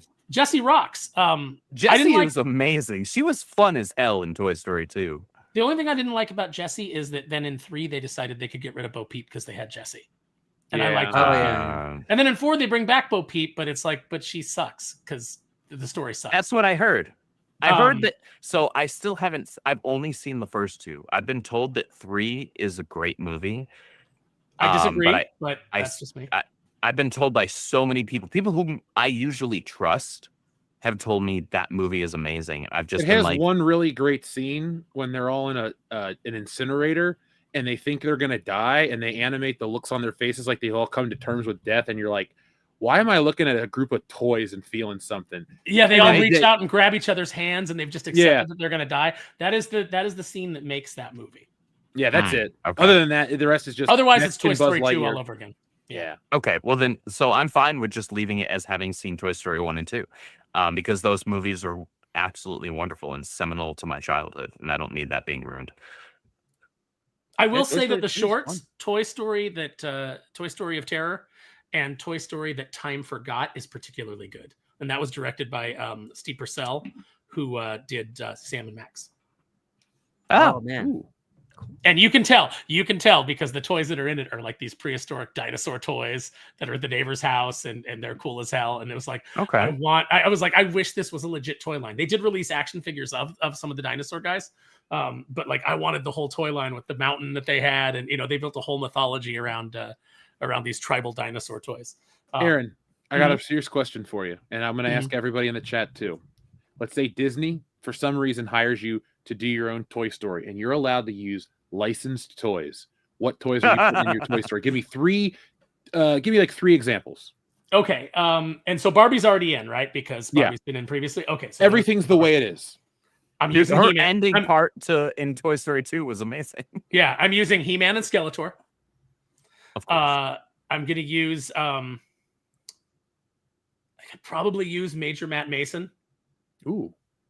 because that's a good like old school callback. And then Optimus Prime. I need you to find a way to insert the Street Sharks into there. I would definitely put the Street Sharks in there. I mean, I would need do you to like make it work. I would do a ton of 80s stuff if I could. Like I'd bring in the Inhumanoids, no matter how obscure, Sectors and Humanoids, all that stuff, all those great, great cool toy lines. The funny thing is I have worked on Toy Story, the comic books, and this Toy Story 5, with the video game, like the learning pad that Bonnie gets, that's apparently going to be the antagonist in the film. That was very similar to a storyline that Jesse Snyder pitched when we were working on the book together, and that was rejected by the approval people at Disney. Much like many of the ideas that ended up in Toy Story 2 were rejected by Disney. We were told we couldn't do it because it just wasn't allowed. Like, for example, putting the potato head parts on, in the Toy Story 2 or Toy Story 3, he's like on a cucumber, he's on a tortilla. As he's trying to like get back. Jesse had already pitched that, but it was he was on an onion. He was on, because they had lost his body as part of this storyline that Jesse was pitching. So a lot of that stuff, I don't know if it gets rejected because it's like, look, it's already in development and we're already doing that joke.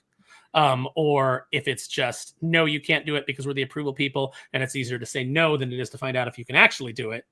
But then those ideas get picked up and used later in the films. In most cases with Disney, no matter what you pitch, they try to frame it in a way that they claim ownership of the ideas you pitch without having to pay you for it. Yeah, even if they don't use it, somehow it's still they still own it. Yeah, it's why I don't pitch at Disney ever. I don't pitch because I'm not invited, but Warner Brothers is different. No, sure. I've got a Finding Nemo pitch that we put in that got approved. That would have been a $1 billion movie, but Is it because you didn't want Ellen DeGeneres in it? That's No, she was in it, but what it was, and so I took the idea to 2 writers who had done a book called The Stuff of Legend, Mike Raked, and then his I hope I'm pronouncing his name right, and then the name of his writing partner escapes me. But this was a situation where it's like I would come up with ideas and then I wasn't allowed to write them, so I would hire people and then give it to them, and then they would go and run with it and add their own salt, their own flavor. And so what it was you remember, Jeff, on Saturday I complimented you on Stealing Solo because I said Stealing Solo 2 because I said I always like when you take the formula, the first one, and you flip it. And that's what we were going to do with the Finding Nemo story that we were going to do. Is it was going to be a story about Bruce the shark and his relationship with his dad, and Marlin ends up having to kind of like coach him on trying to repair the relationship with his dad based upon the what he learned in the first movie in learning to relate to Nemo. Except for the fact that Bruce's dad, whose name was Brody, because we were like, yeah, make the whole Jaws connection, he's a real shark. He's not a, Fisher Friends, not food shark. And he's disappointed in Bruce because Bruce has gone vegetarian. And he's like, I'm going to teach you how to kill. And so it's a lot scarier for Marlon because in having to have this heart-to-heart with Brody will eat him. He has no compunctions about doing so. So it's like there was a lot of like really fun stuff baked in. We had like Darla baked in there, like because the whole reason that the story gets off to the start that it does is because Bruce and the vegetarian sharks are swimming, near Australia, and Darla is diving. And because she's a fish psycho, as established in the first Finding Nemo film, she swims over and starts hugging on Bruce. And because Bruce doesn't attack her, and it gets caught on film, that she gets known as like the shark whisperer.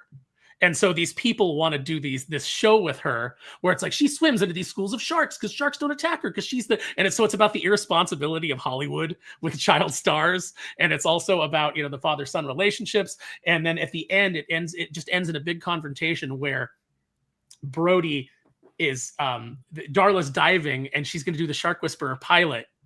And Brody is like telling Bruce, I'm going to show you what a shark is. And so he's going to eat Darla on camera.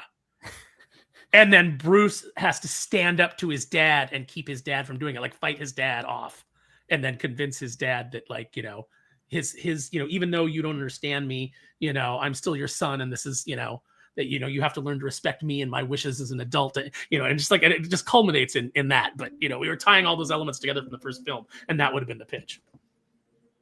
I would have watched. Well, yeah, Marlon and Nemo caught in the middle. Mm-hmm. I still haven't seen the sequel to Finding Nemo, but I would watch that one.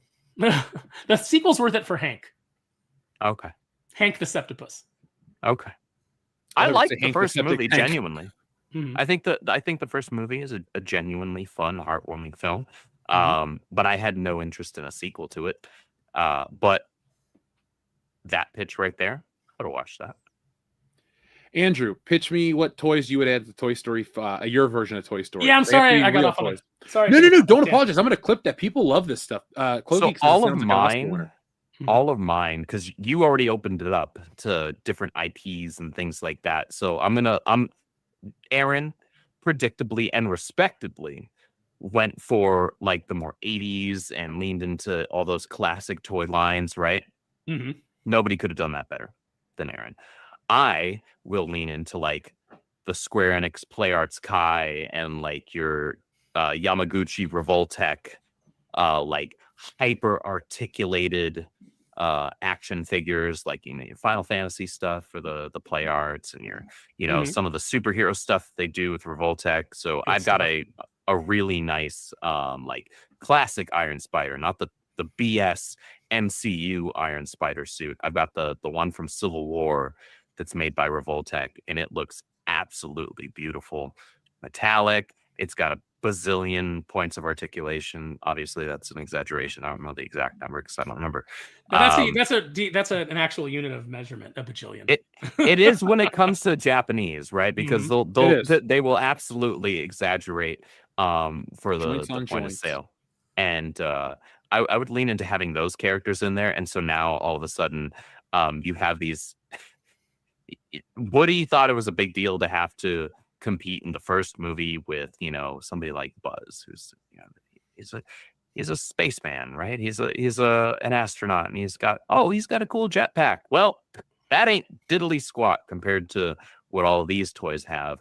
But at the end of the day, I think what you could do, because there's something I think in this day and age that we take for granted, and that's simplicity, and that's remembering our roots. That's remembering that not everything is all about having a complete gigantic library of information at our fingertips, like on our phones, or having the most complicated toys on the planet. There's a lot to be said and appreciated about simplicity. And so you could tell a story that involves action figures and toys that are far more advanced and incredible than anything that we've seen so far, and certainly more incredible than I had growing up. When I had grown up, the mind-blowing thing was the fact that my Power Rangers could morph. Their heads flipped, right? That was wild to me. I was like, check this out. Their chests were super bulky because of it. They were dumb. Right? It was wild, right? And Jeff, I know you had them too. I wouldn't call the Power Ranger toys simple.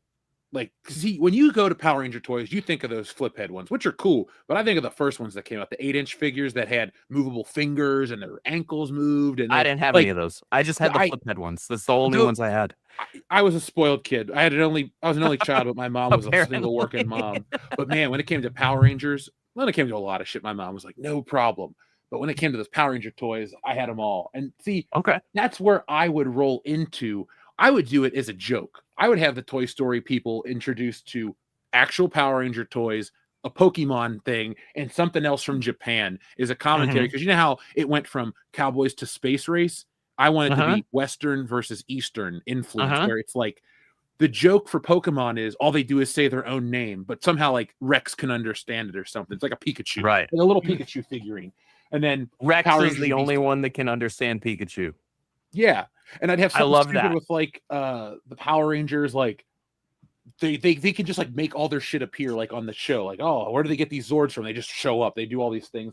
But then I couldn't. They're think of a third Japanese. one. We don't know how it works. Yeah, because I'm trying to think of like what a third Japanese toy would be. Because I was like, I want to do that because if all these Toy Story movies have something to say, and I think Well, you'd that have would to be lean kind of into funny. tokusatsu, right? You'd have to lean into like your you could go Gatchaman, or you could go Kamen Rider, or you could go anything. It's got to like be that. something that's recognizable to everybody. Like Power Rangers is as American as it is Japanese at this point. And Pokemon, I get it that it's, and I get that Pokemon is, you know, Game Freak and all this stuff, but Pokemon's been big in America since 1998.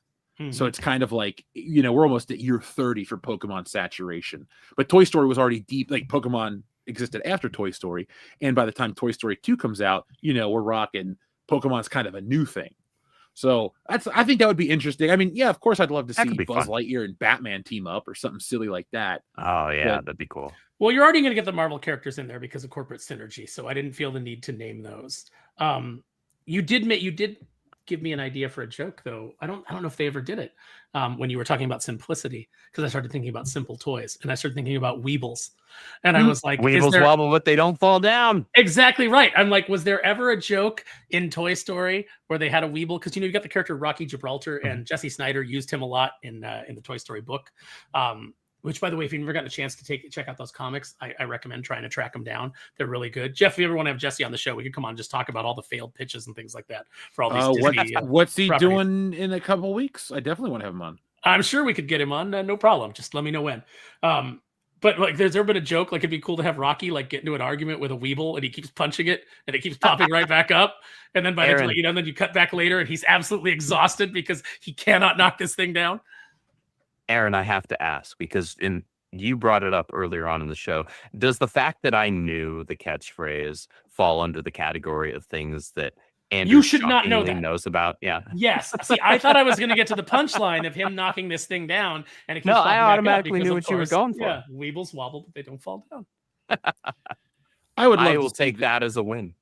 It is a win. I think Optimus Prime would fit really well into Toy Story. Script, he's got to give the big speech. Mm-hmm. Oh man, Toy Story. Let's see. Beanie Babies, Furbies, Teenage Mutant Ninja Turtles, Mask. Oh, the Turtles would be great. Can we make the Furbies evil? Can yes. they be the Furbies have to be evil. The Furbies have to be like an insert for Gremlins, is what they have to be. I didn't go one step further and get the toys from Small Soldiers in there, because even though it's a different company, I like those toys. Those look cool. That's what I wanted too. Chip Hazard versus Buzz Lightyear. I used to play that in the 90s. Can you imagine, though, the creepiness of like Woody walks up to the bedroom? This happened to my sister too when she had Furbies, but he just walks up to the bedroom and he hears the Furbies talking, and like he gets there and he puts his head around the corner and they're all just like whispering to themselves, and then all their eyes flick over to him and they just stop. That happened to my sister. Her Furbies were in there like talking in their little Furby language, and she walked into the room and they all just stopped. That's when they immediately go into the incinerator. Like, I don't trust that. We're not. I ain't about that. I ain't doing that. I'm removing all of those batteries. my Furbies were singing a song and they were all chanting a song in a language I think they invented.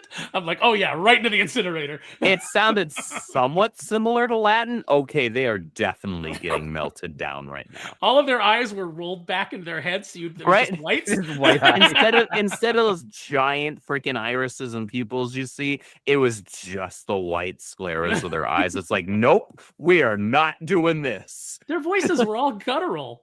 Not today, Satan. Those were the dumbest toys of the 90s. I did not understand it. My parents didn't want us to have them, and my sister and I had zero interest in them. We were just like, that's a little weird for me. I'm not about it. I'm not here for it. Dude, I was weird.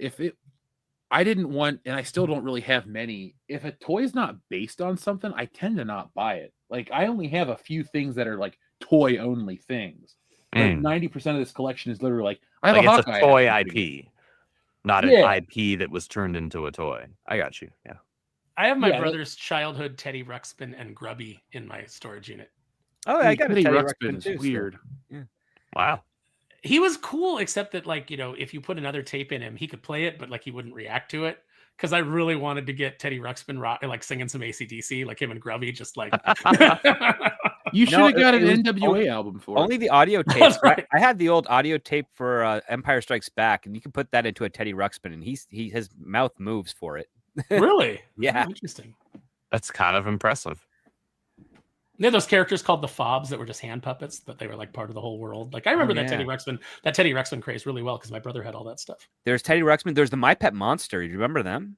Oh, I loved My Pet Monster. Never had one, but I always thought he was cool looking. And now I have like a little, like Super 7 made like little reaction figures of him. So I bought those. So it's like now my my action figures have a My Pet Monster action figure. The My Pet Monster, I have the original one. It is a puppet. Like you can operate the hands and the mouth and everything. It's got the handcuffs on it and as well. But yeah, that's there's something that you could throw into a Toy Story film. That'd be cool. That'd be cool. No, My Buddy though. That's too close to Chucky. No. I was gonna say just put Chucky in the movie, right? Or have a possessed My Buddy doll and play up on the joke that we all think My Buddy is Chucky. Oh, there you go. It's like his name is Charles. Yeah, and I love you. The thing that still makes me laugh in that first Chucky movie though is when he's just lying in the elevator and that old couple like goes up and then the lady looks back and she goes, "Ugly doll," and he's like, "F you." For some reason, I know it's coming. It makes me laugh every time. Dude, that is my second favorite part of that movie. That I love that scene. The one that I quote regularly is, "I thought we were friends till the end. This is the end, friend." And he lights him on fire. I love that scene. I love that line. That's a great bit. I like in Bride of Chucky when wait, are you gonna put on a rubber? Babe, look at me. I'm all rubber. He went from that to Lord of the Rings. Yeah. Man. Well, he started in Dune and then went to that and then Lord of the Rings. There was one year, it was the first year I think that Chucky was at Universal, and apparently Brad Dourif was like on the main night. He was in, you go to Universal, you go to Knott's Berry Farm, and they would have like the cowboy or whatever in the prison at Knott's Berry Farm, but there's like a camera or a mirror or whatever, and then there's a guy a little down the way who's like talking to you, so he can actually like make fun of your hat or like and you're like, oh my gosh. But apparently Brad Dourif was there with like cameras set up so he could see the crowd. Chucky was up on the balcony. And so when Chucky was picking people, Brad Dourif was picking people out of the audience to brag on as Chucky. But it was really him like sitting back there doing it. Kind of like, Johnny Depp would show up as Jack Sparrow at Disneyland on occasion. All right. Yeah. That had to be cool. The chat has some comments. We have He-Man from Robo Shlomo. Jamie says Spawn, Biker Mice from Mars, and Street Sharks. So we must be roughly the same age, Jamie, because that was all out. I was about to say, yeah, Spawn, Biker Mice from. I didn't watch Biker Mice from Mars. That was a dark cartoon show. If we're gonna do Street Sharks, of Blue Mesa.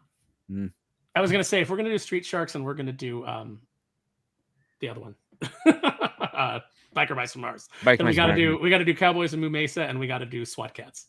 What about Mighty Max? I Mighty remember. Max, I watched Mighty Max. I didn't watch Biker Mice from Mars, but I knew of it and I saw the Script commercials. is the joke. They lose every piece of Mighty Max, like when they're doing stuff. They're like, "Oh, we lost Mighty Max again." And he's stuck back at the headquarters or wherever they are. he's like on the street and he's stuck in a piece of gum. Like, Yeah. Guys, and you know, it's the messed up part is like they lose him in the middle of the movie and they never address it, and then at the end credits, it's just Mighty Max stuck in a piece of gum. Like, oh no, guys, I love it. Susan says Johnny West, the animated Lone Ranger, and Lord of the Rings. I would watch. I would love to see an Elijah Wood action figure team up with Buzz Lightyear. That shit would make me laugh. Very good.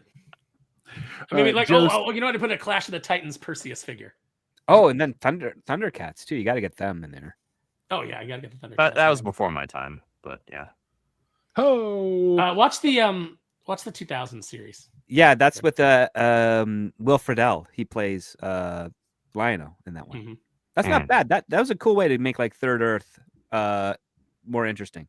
No, that was we were really good. Like that was a really good time because you got that Thundercats cartoon, and then you had the Mike Young Productions Masters of the Universe, which was the superior version and still superior to the Kevin Smith version. Although the animation on that one is beautiful. Yeah, but that's the story one thing they got right on that. On the Kevin Smith. The first season is crap. It didn't have to be. A couple of minor tweaks and you could have salvaged that story. The second season is better, but like still you get some stupid Kevin Smithisms in there, like some really dumb jokes, and then at the end you get some nice Tim Sheridan like He-Man going like, oh, we're gonna be a democracy now instead of a kingdom, so that everybody has more agency, and they're just using all these like buzzwords from like the current day. And oh like, man, Eternia wouldn't do that. Like there's already a ton of agency for the people of Eternia. Yeah. Let's see. Joe says counterfeit Spider-Man from China, Thundercats, and Donatello from TMNT.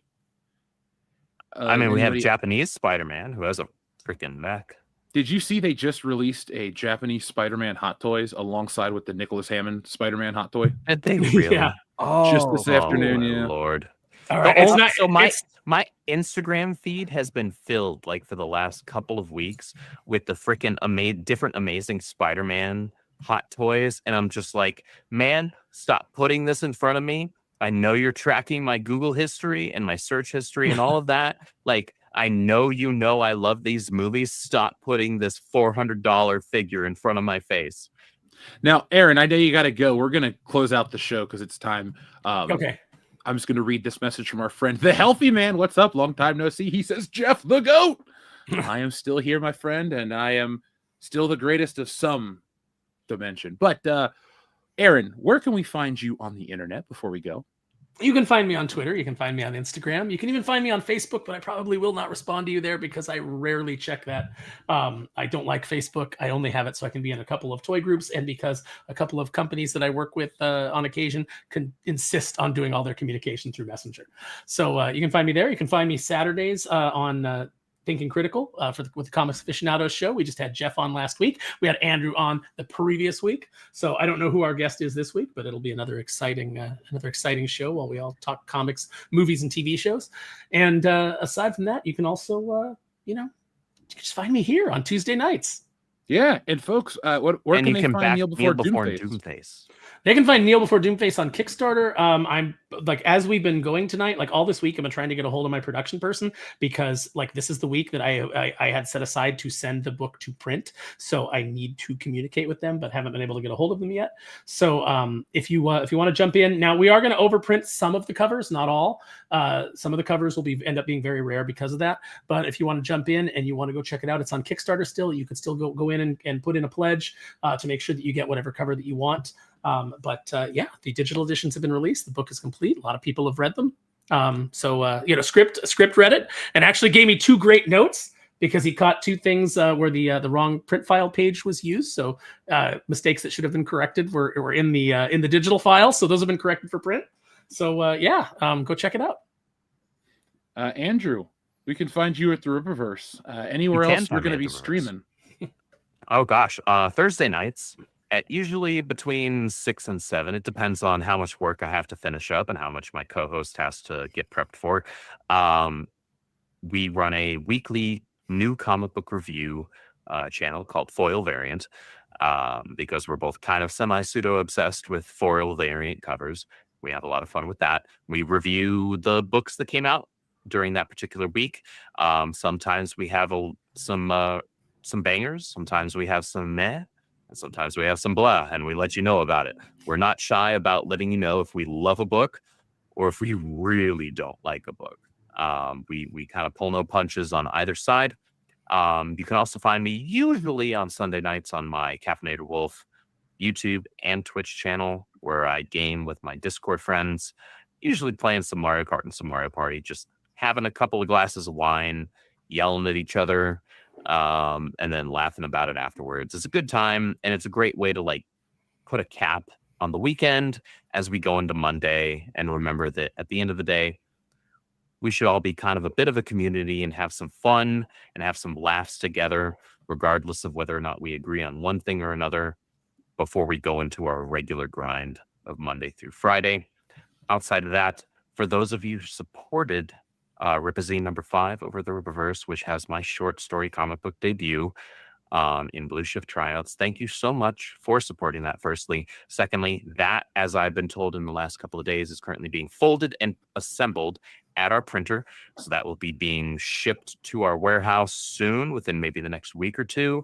And then I'll just have to sign the CGC copies for whoever was crazy enough to want my scribble on the cover of their book. And then we'll start getting those orders out to people. But thank you so much for supporting that. Thank you for supporting indie comics in general, whether it's Kneel Before Doomface, whether it's Stealing Solo 2, whether it's Ripazine 5 and Blue Shift, or anything else out there that you're supporting. Indie comics is where it's at. Thank you for supporting those endeavors. And Script, write an indie comic. Yeah, I was gonna say you should support Script Doctor Presents. I don't know what it's about yet. I don't know what he's presenting, but I'd bully him into writing an indie comic. That's right. I mean, I've edited a few. I'm just wondering when they're going to be announced for their campaigns. So I'll keep you guys posted on that. I have lots of stuff I would write. Basically everything that I pitched to DC that they said, yeah, we'd love to do that. Oh, you're Canadian, huh? Yeah, we're not really gonna. If I have anything to say about it, then the next time we do an anthology series, I would love to grab the lot of you for a short story. Yeah, absolutely. Yeah. And script. If you want to do a Kneel Before Doomface 3-page Colonel Silverstreak PSA. Ooh, those are always available. Oh, cool. I'll think about some of those because I remember growing up watching a lot of PSAs in the late 80s and early 90s, and there's some there that you could really have some fun with. Yeah, I think the next one that I'm doing is there's a classic G.I. Joe PSA where there's a downed power line and the kids are like, let's jump our bikes over it. And then Roadblock shows up and he's like, no, kids, don't do that. So we're going to do that. But of course, Colonel Silverstreak is like, jump your bikes over a downed power line. What are you, a bunch of pussies? Let's amp up the danger. This is America, kids. I love that. I love that. Well, folks, you can find me here because you've already found me here. So thank you for watching. But one of the stretch goals will be a foil variant for Stealing Solo 2. So I will let you know those numbers. But that's what, if you look at the cover where it says Stealing Solo on the Mark Hamill one and it's in white, I want that to be in silver, like a silver foil, just like the old Star Wars stuff. So guys, make it happen. Goals. Yeah. Make it happen. I just saw the limited edition box and said there's only like 10 of these, so I need one. Make one of my covers foil, please. Yeah, I would love to make the covers foil, folks. It's been my dream. I mean, it would be, I don't know. I'd have to look at this logistically on another campaign, but I eventually want to get a hardback. I think that would be cool because these are big graphic novels. But when you do the full Stealing Solo trilogy, right? You make that, you got your whole omnibus there, make it a hardback, a nice slipcase, right? It depends on how much that costs to print, the slipcase part. The hardback, definitely. Or dust jacket, maybe.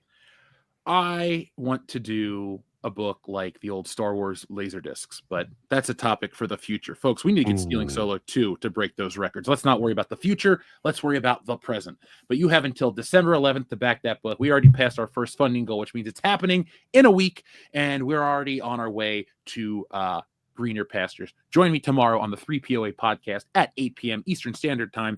Laser Pants and the crew, like Chad, are going to be talking about Stealing Solo 2 and a whole lot more. And I'll share some extra exclusive stuff over there on the channel. But until next time, folks, Thank you for watching. Thank you for supporting WCBS. And thank you for being excellent and awesome. But until next time, be smart, be safe, be cool. And again, always be excellent to each other. I'm Brie Larson, and this is